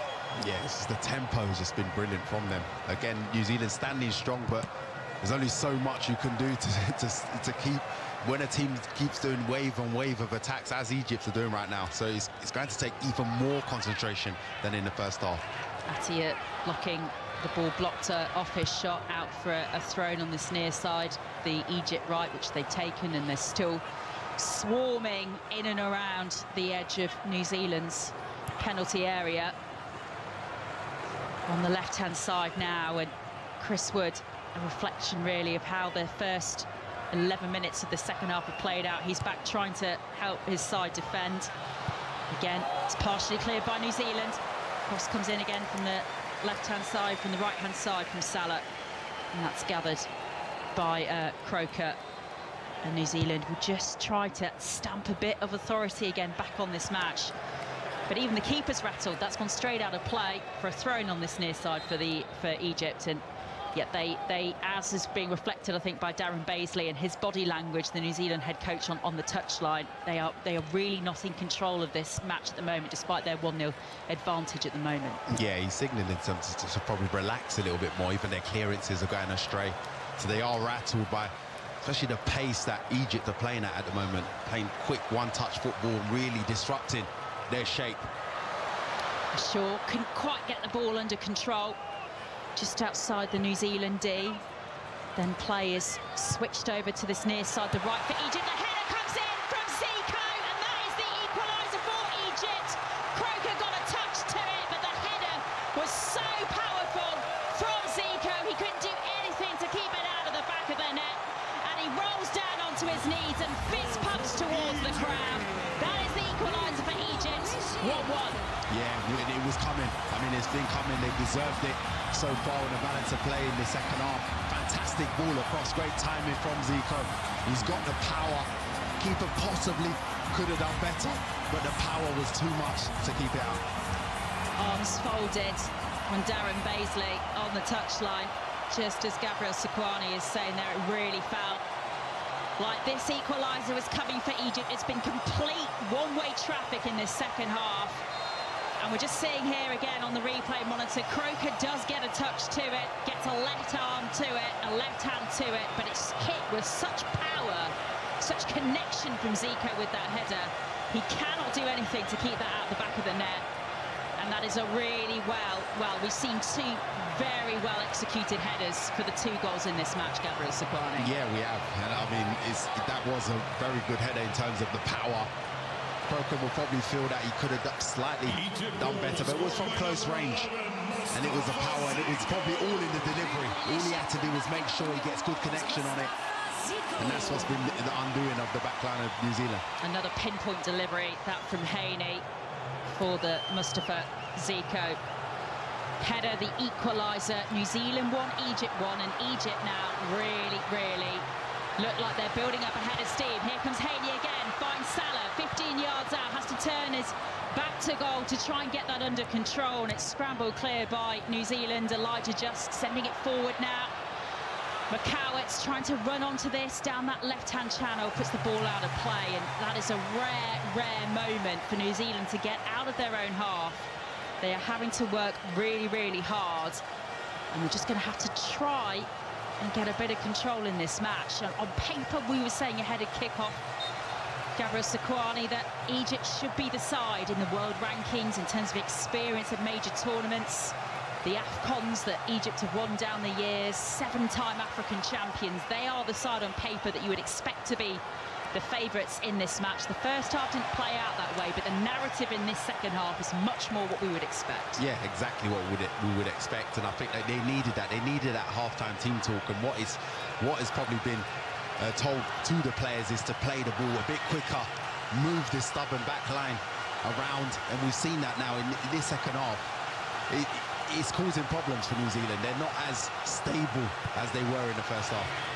Long ball forward again down this right-hand side, which is proving to be a real area of joy for Egypt in this second half. As Shaw brought down, will get a free kick, so that will be deep on the right. He's brought down by Kakacha, actually, the Wrexham man. So this will be a decent opportunity for them midway through the New Zealand half, deep on the right. But that is the area of joy they're really getting in this second half. Mo Salah playing a lot more down that right-hand side. The cross for the goal from Haney coming from that right as well, coming together in the area. The referee's blown his whistle.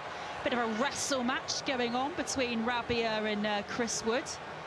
a reflection, really. I think Chris Wood never afraid to be physical and get really stuck in, but the fact he's having to come back so deep and do so much hard work and defence for his team in the second half, it really just highlights just how under the cosh New Zealand have been for the 16 minutes we played of the second half. It does. I mean, when he's got to come back and help the defence out, and probably his physical presence does help, but that's not where you want Chris Wood mainly. You want him up the pitch, holding the ball up, getting the other players involved. But he's had to come back and help his team out and maybe settle them down a little bit. Had a blow from the referee.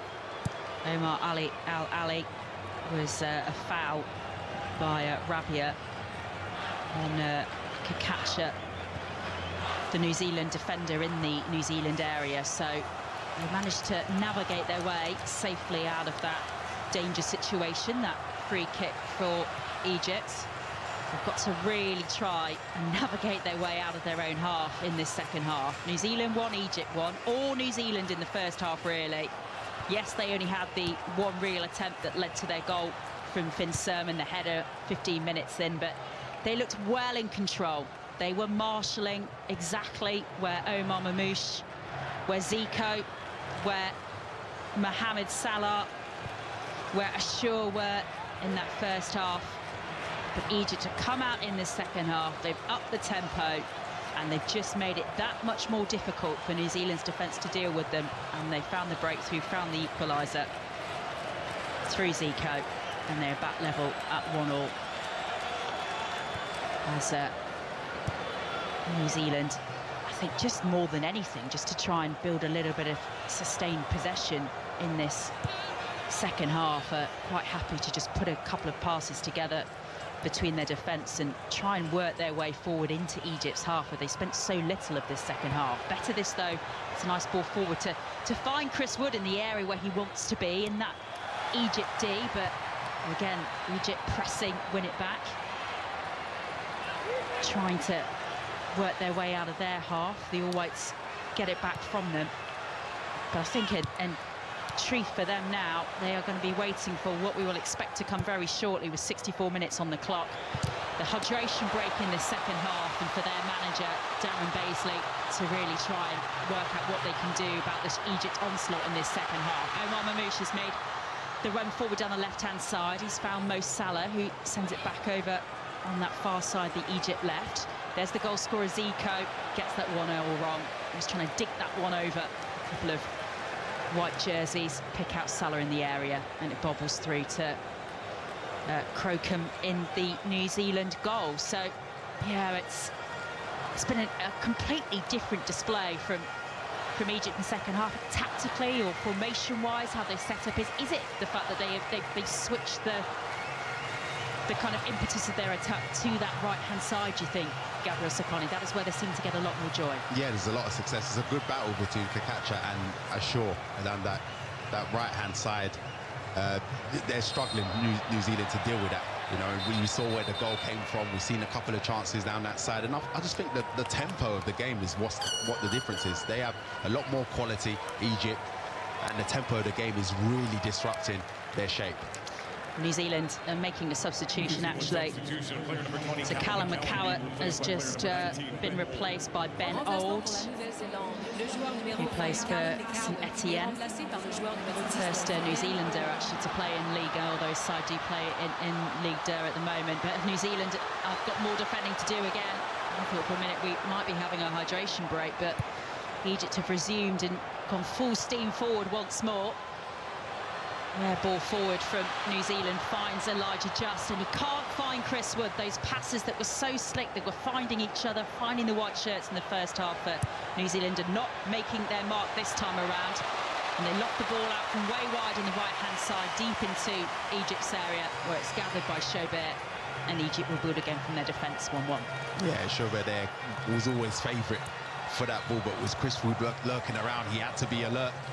That's probably the only sort of success New Zealand will have, but they've just got to keep the ball a bit longer, build their way back into the game. At the moment, getting caught out by the quick play that Egypt are doing at this moment in time. They just look dangerous every time they go forward. It feels like New Zealand's best opportunity to move ahead again in this match will come from a set-piece opportunity, perhaps a mistake from Egypt's defence if Chris Wood is there loitering, as Gabs is saying, to pounce on a mistake. But they can't get the ball up in those areas to create those opportunities to even have a moment like that at the moment, which is why they are so struggling. And it looks very much like Egypt, if the next goal comes, will be the ones that will get it. Mo Salah down the right-hand side into the area. Ball comes back to him, and that's a classic Mo Salah finish. Left-footed past the keeper, curls that in just inside the left post, and he runs away to celebrate. The fist pump from the Egypt skipper.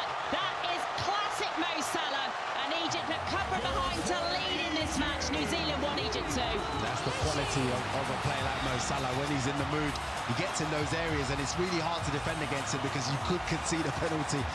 And it's a 1-2 there, beautiful 1-2, and once it opened up there for Mo Salah on his left foot, there was only one outcome. Well, Mo Salah now on 68 goals for Egypt, one behind the all-time leading goal scorer, who is his manager on the touchline as well. Hossan Hassan on 69 goals. Mo Salah now one behind him. So second, he already was, but moving one closer to sharing that record. And he will, you imagine now, with certainly Egypt now leading this match and now with control at the top of Group G, and looking on course to secure their spot in the knockout stages and win a World Cup match for the first time. Well, he will absolutely be targeting that record outright. So 68 now, one behind. But you would totally see him reaching 70 at some point in this tournament at the moment, Gabs. Yeah, for sure, and I'm sure that will be on his mind. I mean, he's broken all sorts of records in the Premier League and for Liverpool in recent years. I think that will be his next target to definitely become their all-time top scorer. Well, Mo Salah, it's not been a vintage season for him in terms of what he did at Liverpool this season. But that was an absolute vintage finish from the Egypt number 10. And they have come from behind to lead this match. And it's no more than Egypt deserve in this second half. They have absolutely turned the momentum of this match completely around.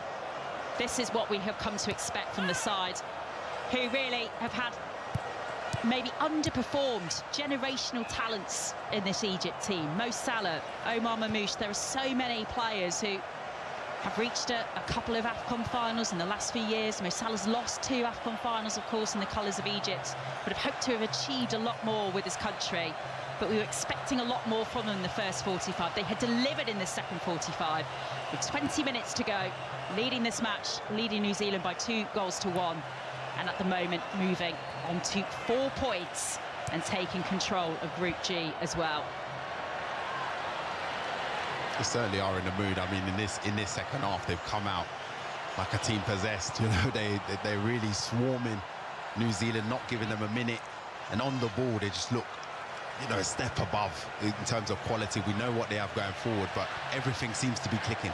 I'd have loved to have been a fly on the wall for the half-time team talk from Hossan Hassan anyway. We know he's a man who isn't afraid of expressing his opinion, shall we say. Certainly a strong character, as he was a strong player, a huge player for Egypt.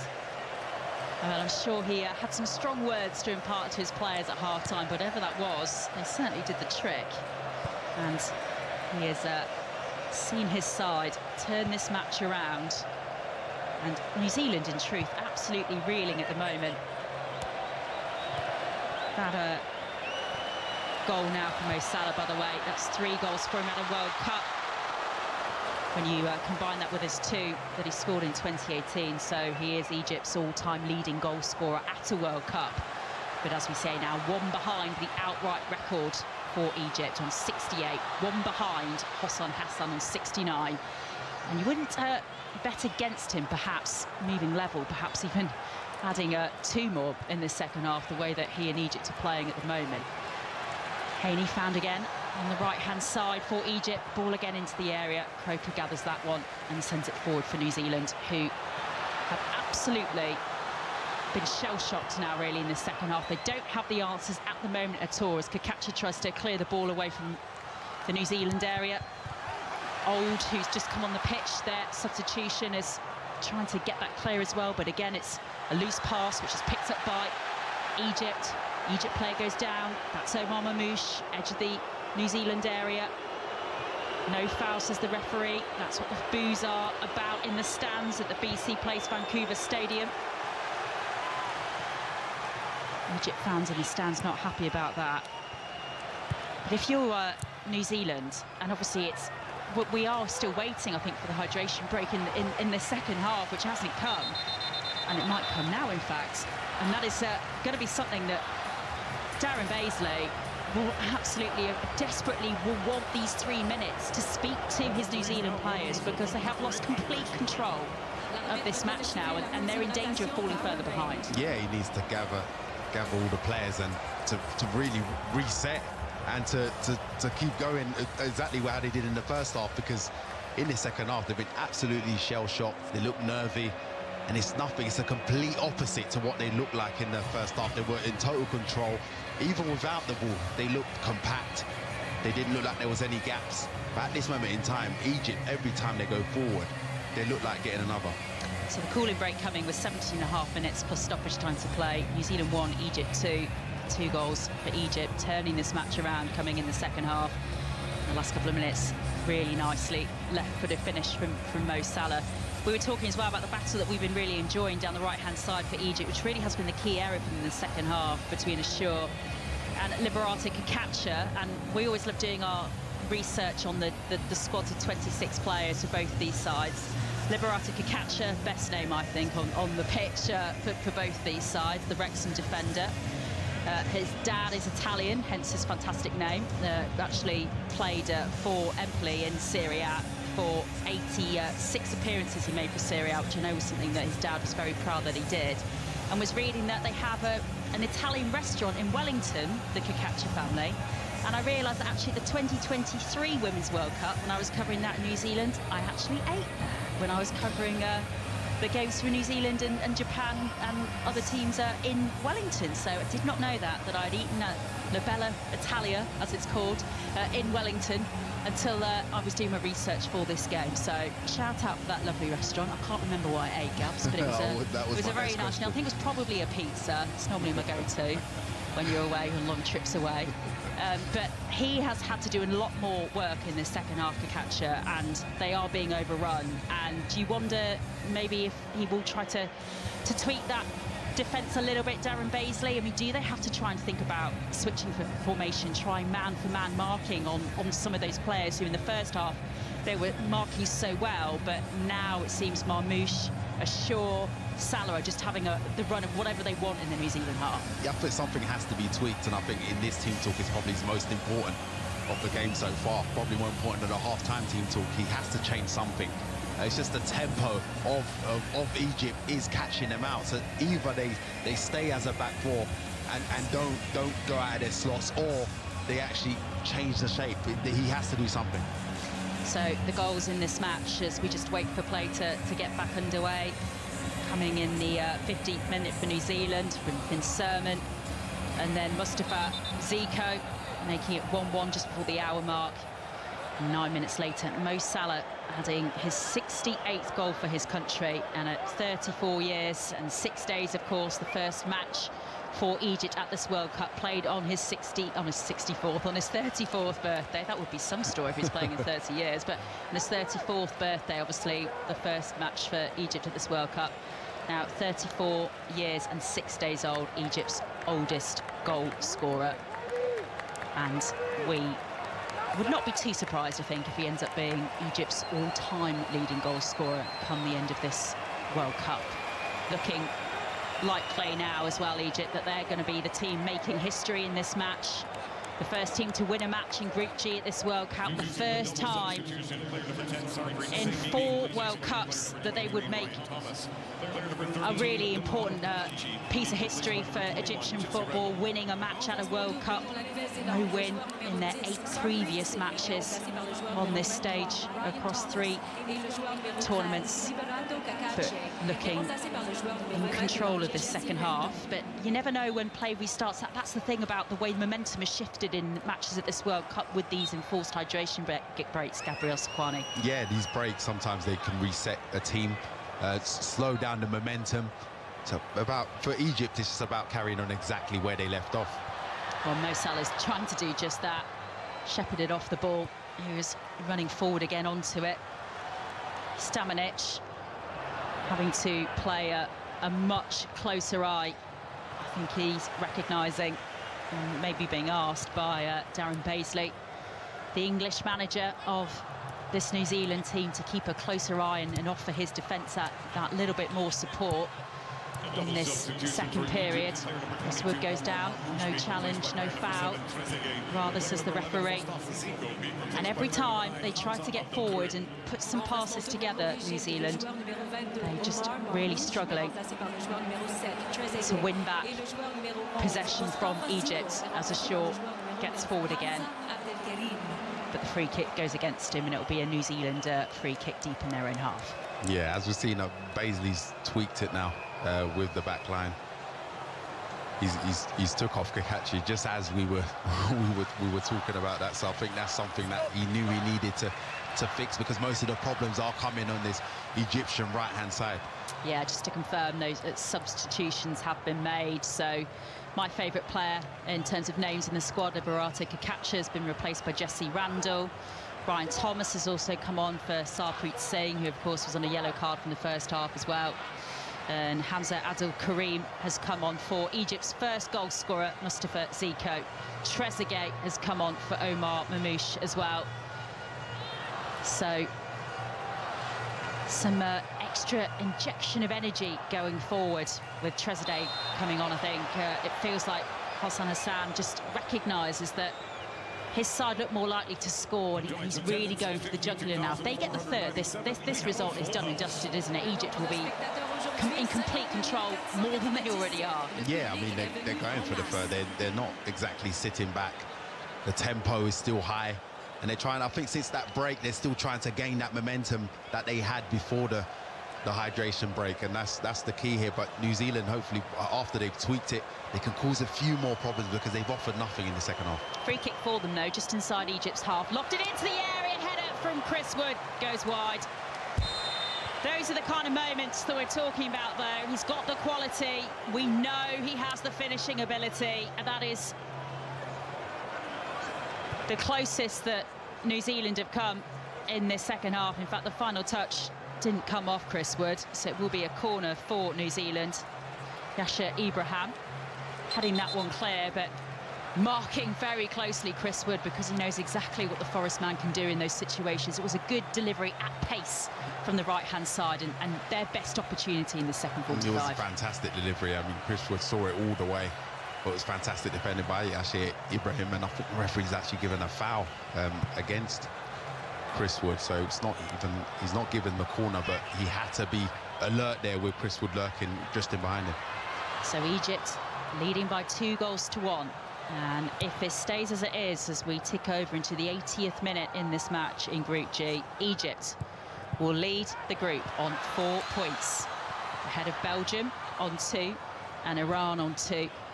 New Zealand bottom of the group on 1. But despite that, even if they do lose this match, a reminder, it will not be decided today, as the shot comes in from the left-hand side of the area, easily gathered by the New Zealand keeper, that coming in from Ahmad Fatou.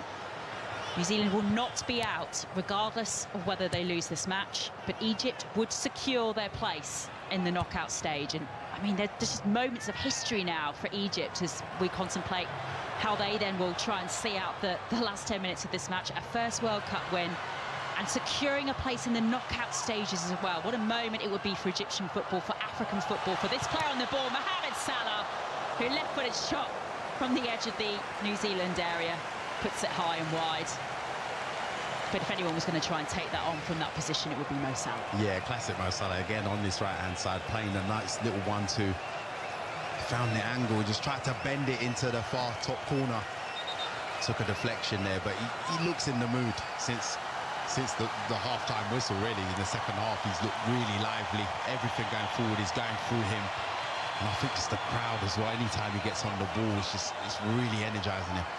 It's the kind of moments that you always know when great players touch the ball, and just this kind of hum and buzz of excitement that ripples through the crowd when players like Mo Salah touch the ball. He's taken the corner, and it's found the back of the net, and that is the third for Egypt, and it's the substitute who's come on, who's turned in that Mo Salah corner. Trezeguet on the field for a couple of minutes. He has the third for Egypt. That's the 3 points wrapped up for them. That is wrapped up for Egypt. A moment of history. New Zealand 1, Egypt 3. Yeah, it's a moment of history, and again, Mo Salah has created it with a corner right in the near post. It's still a difficult header for Trezeguet, but he's done so well to get to it and direct it on target. Fantastic for Egypt, and no less than they deserve in the second half. Remember, they were 1-0 down 15 minutes into this match, Egypt, and they have completely turned this around in the second 45. It is another brilliant header. Is that your favourite of the three we've maybe seen in this match, Gabriel Sequani? You're giving it a good nod as you're watching the replay monitor. Yeah, I would say it's the best of the three because he's got a lot more work to do. The other two are just the brilliant quality crosses, and they could just get their head on the ball and direct it goalwards. But this one, it's more of a diving header, and he's had to direct it towards the goal. So that's a hard skill to have, and I think the manager has to take a lot of credit as well. That's one of the players he just brought on who's made an impact. He had to work it through a mass of New Zealand bodies as well. It was further out, wasn't it? As you say, a diving header. Had to really work hard to direct it. That is precisely the impact that his manager will have wanted Trezeguet to make, as he's just come in the field for a matter of minutes. Obviously a former Aston Villa man, so fans of the Premier League will know that he does have that ability to do things like that, and he is certainly, I think, sealed this win for Egypt, who are not done here. Mo Salah, one behind, perhaps fancies sharing that Egypt goal-scoring record, delivers that ball into the area, offside flag goes up, but Abdul Karam, just come on the pitch as well, was again trying to direct a header towards goal. Yeah, again, influenced by Mo Salah. Anytime he gets the ball right now, he's just showing his quality there. It's a fantastic little ball over the top there for Abdul Karim, and just strayed, possibly offside there. Two more substitutions being made by Egypt. Just waiting to get confirmation of who the two players are leaving, and well, you might be able to tell from the reception he's getting from the fans inside this stadium in Vancouver. Egypt's leading goal scorer at a World Cup now with 3. Egypt's second in this match to move them ahead. Mohamed Salah, their captain, leaving the field to huge embraces from the coaching staff. Iman Ashur has also been substituted as well. So the two players coming on for the last 6 minutes plus stoppage time in this match in Vancouver. Zizou and also Hossam Abdul Majid has come on as well. And I think at this point he's more of a defensive player. Hossein Hassan knows now that those 3 goals for his side are going to be enough to bring them a moment of history in the next 5-10 minutes. Gabriel Sequani. I think that's the case. I think you probably don't get as much from Mo Salah going back defending, so you probably take him off. Or also, he could be preserving his goal record by taking Mo Salah off and making sure that record isn't beaten. Yeah, he's still one ahead of his captain on 69. Mo Salah now on 68. That is absolutely a fascinating subplot that we'll enjoy watching in their final matches. A couple of a New Zealand substitution. Tyler Bindon, who plays his club football at Sheffield United, or has done this season on loan actually from Nottingham Forest, replaced Tim Payne. But yeah, that will be definitely a subplot that we will enjoy keeping an eye on, I think. How many opportunities Mo Salah will have to try and take that outright goal-scoring record from his manager in the coming days ahead of that third group match for them. New Zealand trying to get forward down the right-hand side, can't keep the ball in play. High fives all round from the Egypt defence, because that's gone out of play for a goal kick. But Egypt's remaining group game then against Iran on Friday in Seattle. And that's going to be again, there's so many subplots already to that match, with Iran obviously asking for less severe travel restrictions for them to try and prepare properly for that game from their base in Mexico. New Zealand's remaining game is against Belgium in this stadium in Vancouver in 5 days' time as well, and it's going to be that, you imagine, quite a tough ask for them. But it feels now with this win that the momentum that has given them, that Egypt are now the side in Group G with the momentum, looking favourites to top the group, and looking favourites to win it and progress, therefore, to the last 32. Yeah, certainly. I mean, on paper, they always tip to do well. And they never quite produce. But today, I think what we've seen in the second half, especially, that when everything ticks, they are a very good side. Whatever was said in that halftime team talk, I think that's what they need to take into the next game as well, because they do look flawless when everything comes together. 87 minutes played, long throw-in for New Zealand, rare opportunity for them to perhaps try and just make the last few minutes nervy, get a second goal in this match. Nobody can quite connect properly with the ball. It was bobbling around the Egypt area. Stamanic, one of those players up. Now it's with Bell on this near side, the New Zealand left. We just haven't had any sustained period of play of this nature at all from New Zealand when they looked very comfortable in the first half. But other than that Chris Wood opportunity, he didn't in the end connect with the ball. It was cleared by Egypt, but as he tried to connect with the free kick, that is the only opportunity that they've been allowed, I guess, by Egypt to create in the second half. New Zealand. Yeah, I would agree with that. I mean, they've not been allowed to settle at all. Another throw in for New Zealand. Again, it's cleared quite spectacularly, that clearance in the end by Egypt, conceding the corner. Lachine putting it out behind goal. So it's going to be a corner from the right for New Zealand into the 88th minute now. Can New Zealand just get something back now here, which would just put a bit of pressure on Egypt as they try to see out their first World Cup win? Just maybe give them some nervy final minutes. Corner comes in from the right-hand side. Chris Wood connects with it again, but goes not towards goal. Actually, almost helps clear it away and allow, therefore, Egypt to go off on a counter-attack. Old sweeps it up, though, midway through the New Zealand half, and they will try to build again. And I think at this point Egypt are quite happy for them to have kind of possession and periods of play in their own half here, because I think we all sense, as the fans do, the Egypt flags we can see being held aloft in the stands in Vancouver, that this is going to be Egypt win. This is going to be their 3 points in Group F, and this is going to be their first World Cup win. Yeah, I think we can see that. I think from the intention from the beginning of the second half, they built it and they continued with that momentum. Gabriel Sequani with us here on BBC Radio 5 Live and BBC Sounds. New Zealand 1, Egypt 3, ahead of last night's matches. Because of all the goals that have been scored already at this tournament, every match was averaging over 3 goals a game, and well, that is what we've had as well tonight in this one.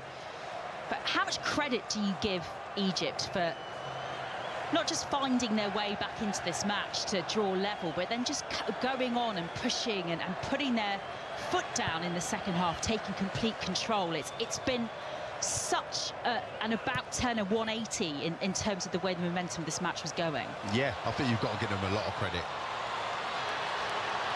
Can New Zealand get something at the end? No. Again, trying to make a run down the right-hand side in Egypt's half.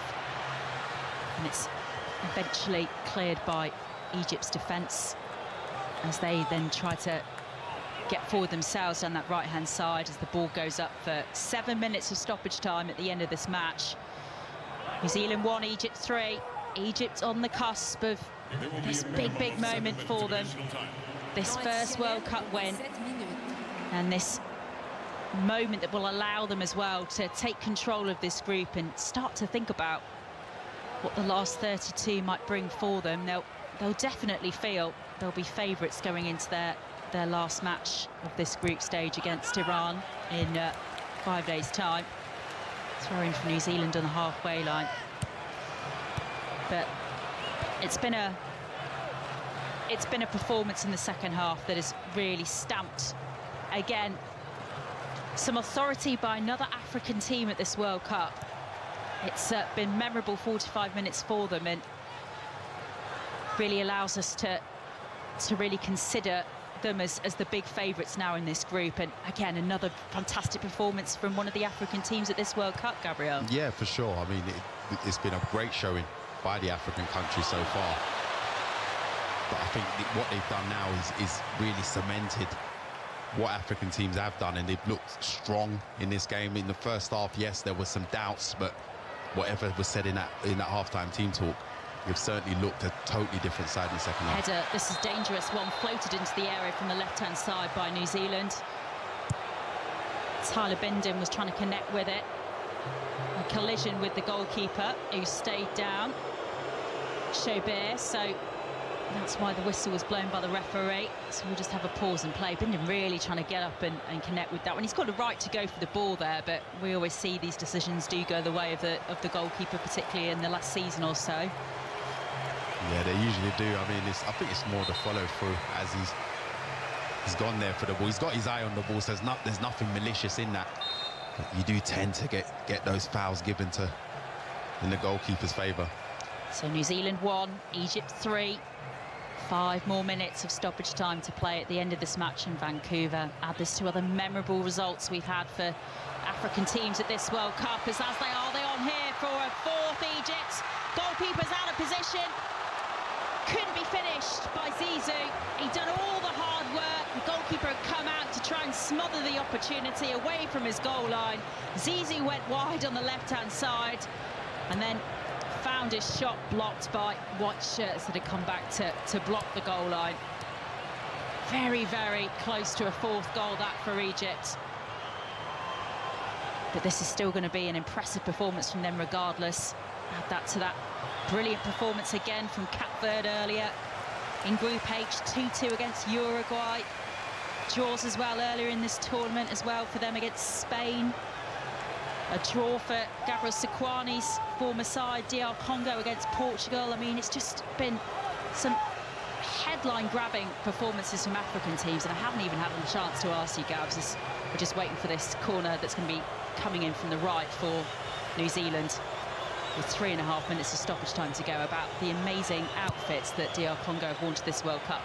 Sent over to the far post and headed clear by Egypt, or has it been? They're trying to get it back under control, New Zealand. They do get it clear eventually, Egypt up towards the halfway line. But yeah, if you haven't seen pictures of the DR Congo side turning up at this World Cup, these amazing sharp suits, black suits with the silver leopard brooches and the animal print trim.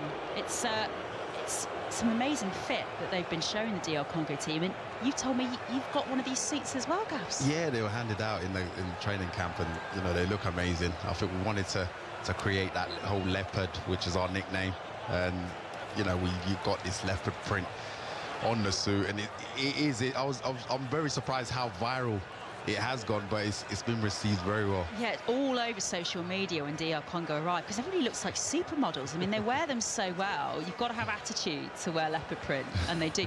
And also the oversized clutch bags as well. Yeah, they go down a treat. They are good. Well. Could you get me one of those? I would like to. I'll try and pull some strings. I would like to have one of those to carry my commentary notes around next season. That would definitely make an impact, I think, in the Premier League next season. I would enjoy that. They are amazing. If you haven't seen the suits that DR Congo have worn to this World Cup, they look absolutely incredible. Because again, I mean, how long has it been since they were on this stage again? It's a big moment for them, but because of the way they came through qualifying, we've just got to pause and play, by the way. Hossam Abdelmajid has gone down in the Egypt area trying to clear that New Zealand corner, which is why play is paused at the moment. But again, it's been a huge occasion for DR Congo after such a long time away from this stage, and they have risen to the occasion as well, just like other teams had done, as we're saying, Cape Verde and Egypt in this match as well.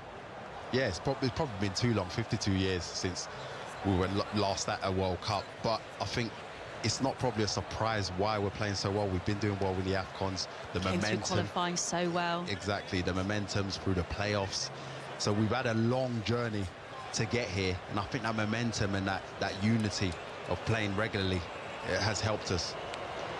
Well, just a little bit of concern here for Abdelmajid. He is still down, he is moving his feet, so he is conscious, and he is actually now just being helped back up to his feet, which is good to see. Substitute taking a little bit of a sacrifice there for his team, and he's got a good shiner of a black eye as well, putting himself on the line, putting his head and his face on the line to try and keep it at New Zealand 1, Egypt 3 in stoppage time. We have played 6 of the 7 additional minutes at the end of the second half, but we have had a pause in play, so I think we'll probably have at least another minute or so added on, and as is the case rightly for head injuries, for facial injuries, he's being asked to go off to the sidelines just for an assessment. The referee's being very insistent that needs to take place. There'll be a free kick for Egypt deep in their penalty area, and an absolutely fantastic performance from them in the second half, which has, as we say, put them in real control in Group G, top of it with 4 points, with one final match to play. But this win, this 3-1 win for them, will guarantee them, regardless of what happens in those final group games, progression to the last 32. So a first win at a World Cup for them, and a first time into the knockout stage. All is not lost, though, for New Zealand. It all comes down to them to try and get a result against Belgium in 5 days' time here in Vancouver. But they have shown enough, certainly in the first 45, that they can really test Belgium. But I guess what will be the study for Darren Baisley when they have a look at the analysis this week is how quickly they seem to lose control of the match in the second 45. Yeah, exactly. And they struggle to hold leads. Stamanic fires the ball, edge of the Egypt area, through a mass of bodies, takes a deflection, but is palmed away by the keeper. They do well, Egypt, to keep that out. And can they go off on the attack right at the end of this match? Zizou, who had a great opportunity for a fourth a couple of minutes ago. 1-2, tries to help feed in Trezeguet, score of Egypt's third goal in this match. It's cleared away by New Zealand, and we have played 8 minutes of stoppage time at the end of this match. I'm waiting now for the referee to blow his whistle as another final substitute is made by Egypt at the end of this match.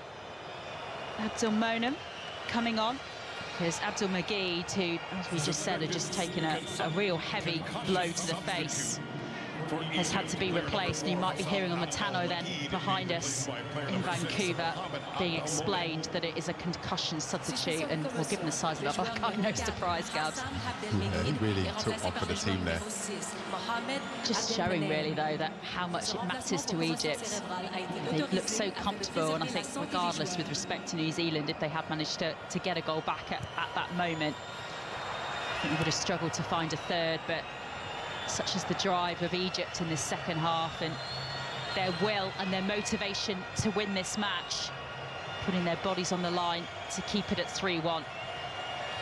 As they're waiting now for a moment that will spark jubilant scenes, I'm sure, from the players on the pitch and the Egypt fans in the stands, and they want it as well. They're asking the referee to blow his whistle as the ball is sent forward by Egypt's defence up towards New Zealand's half again. Trezeguet, couple of touches on the ball, feeds it midfield to Atua, out on this near side right now to Zizou. So close a few minutes ago to adding an Egypt force. They are going to get the win regardless, and they are savouring these seconds. These are special moments for a team who, as we say, Gabriel Sequani, have underperformed really in the last 5 years or so, 10 years or so. We always expect a lot from Egypt, but this is going to be such a big moment for them. It is a big moment, and I think when you get that first win, it makes it easier to then go on and be more successful. That is the moment then.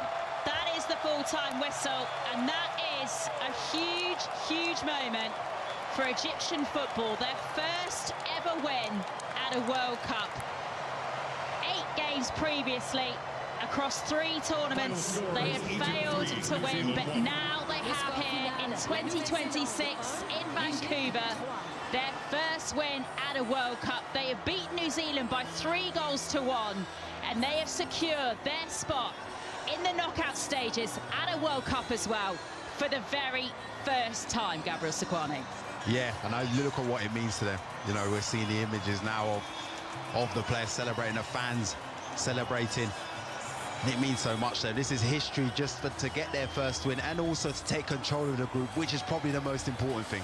Yeah, they move top of Group G now on 4 points. Belgium and Iran, after playing out a 0-0 draw earlier, they are both on 2. New Zealand with a solitary point at the bottom of Group G, but importantly for them, their aspirations of making it through to the knockout stages are not over. It all comes down to that final group game for them in Vancouver at this stadium in 5 days' time against Belgium. But the headlines at the moment from today, from this evening in Vancouver, are all about Egypt. A first World Cup winner, historic moment for them. They have won this match. It's finished New Zealand 1, Egypt 3. Dotton is back shortly, but that's after the latest BBC News. This is BBC Radio 5 Live. The voice of the FIFA World Cup 2026. BBC News with Roisin Hasty. The right-wing candidate in Colombia's presidential election has narrowly won the poll according to the initial vote count. Abelardo de la Espriella, who was backed by President Trump, has pledged a military crackdown on illegal armed groups, drug trafficking and crime. Our correspondent Ione Wells is in the coastal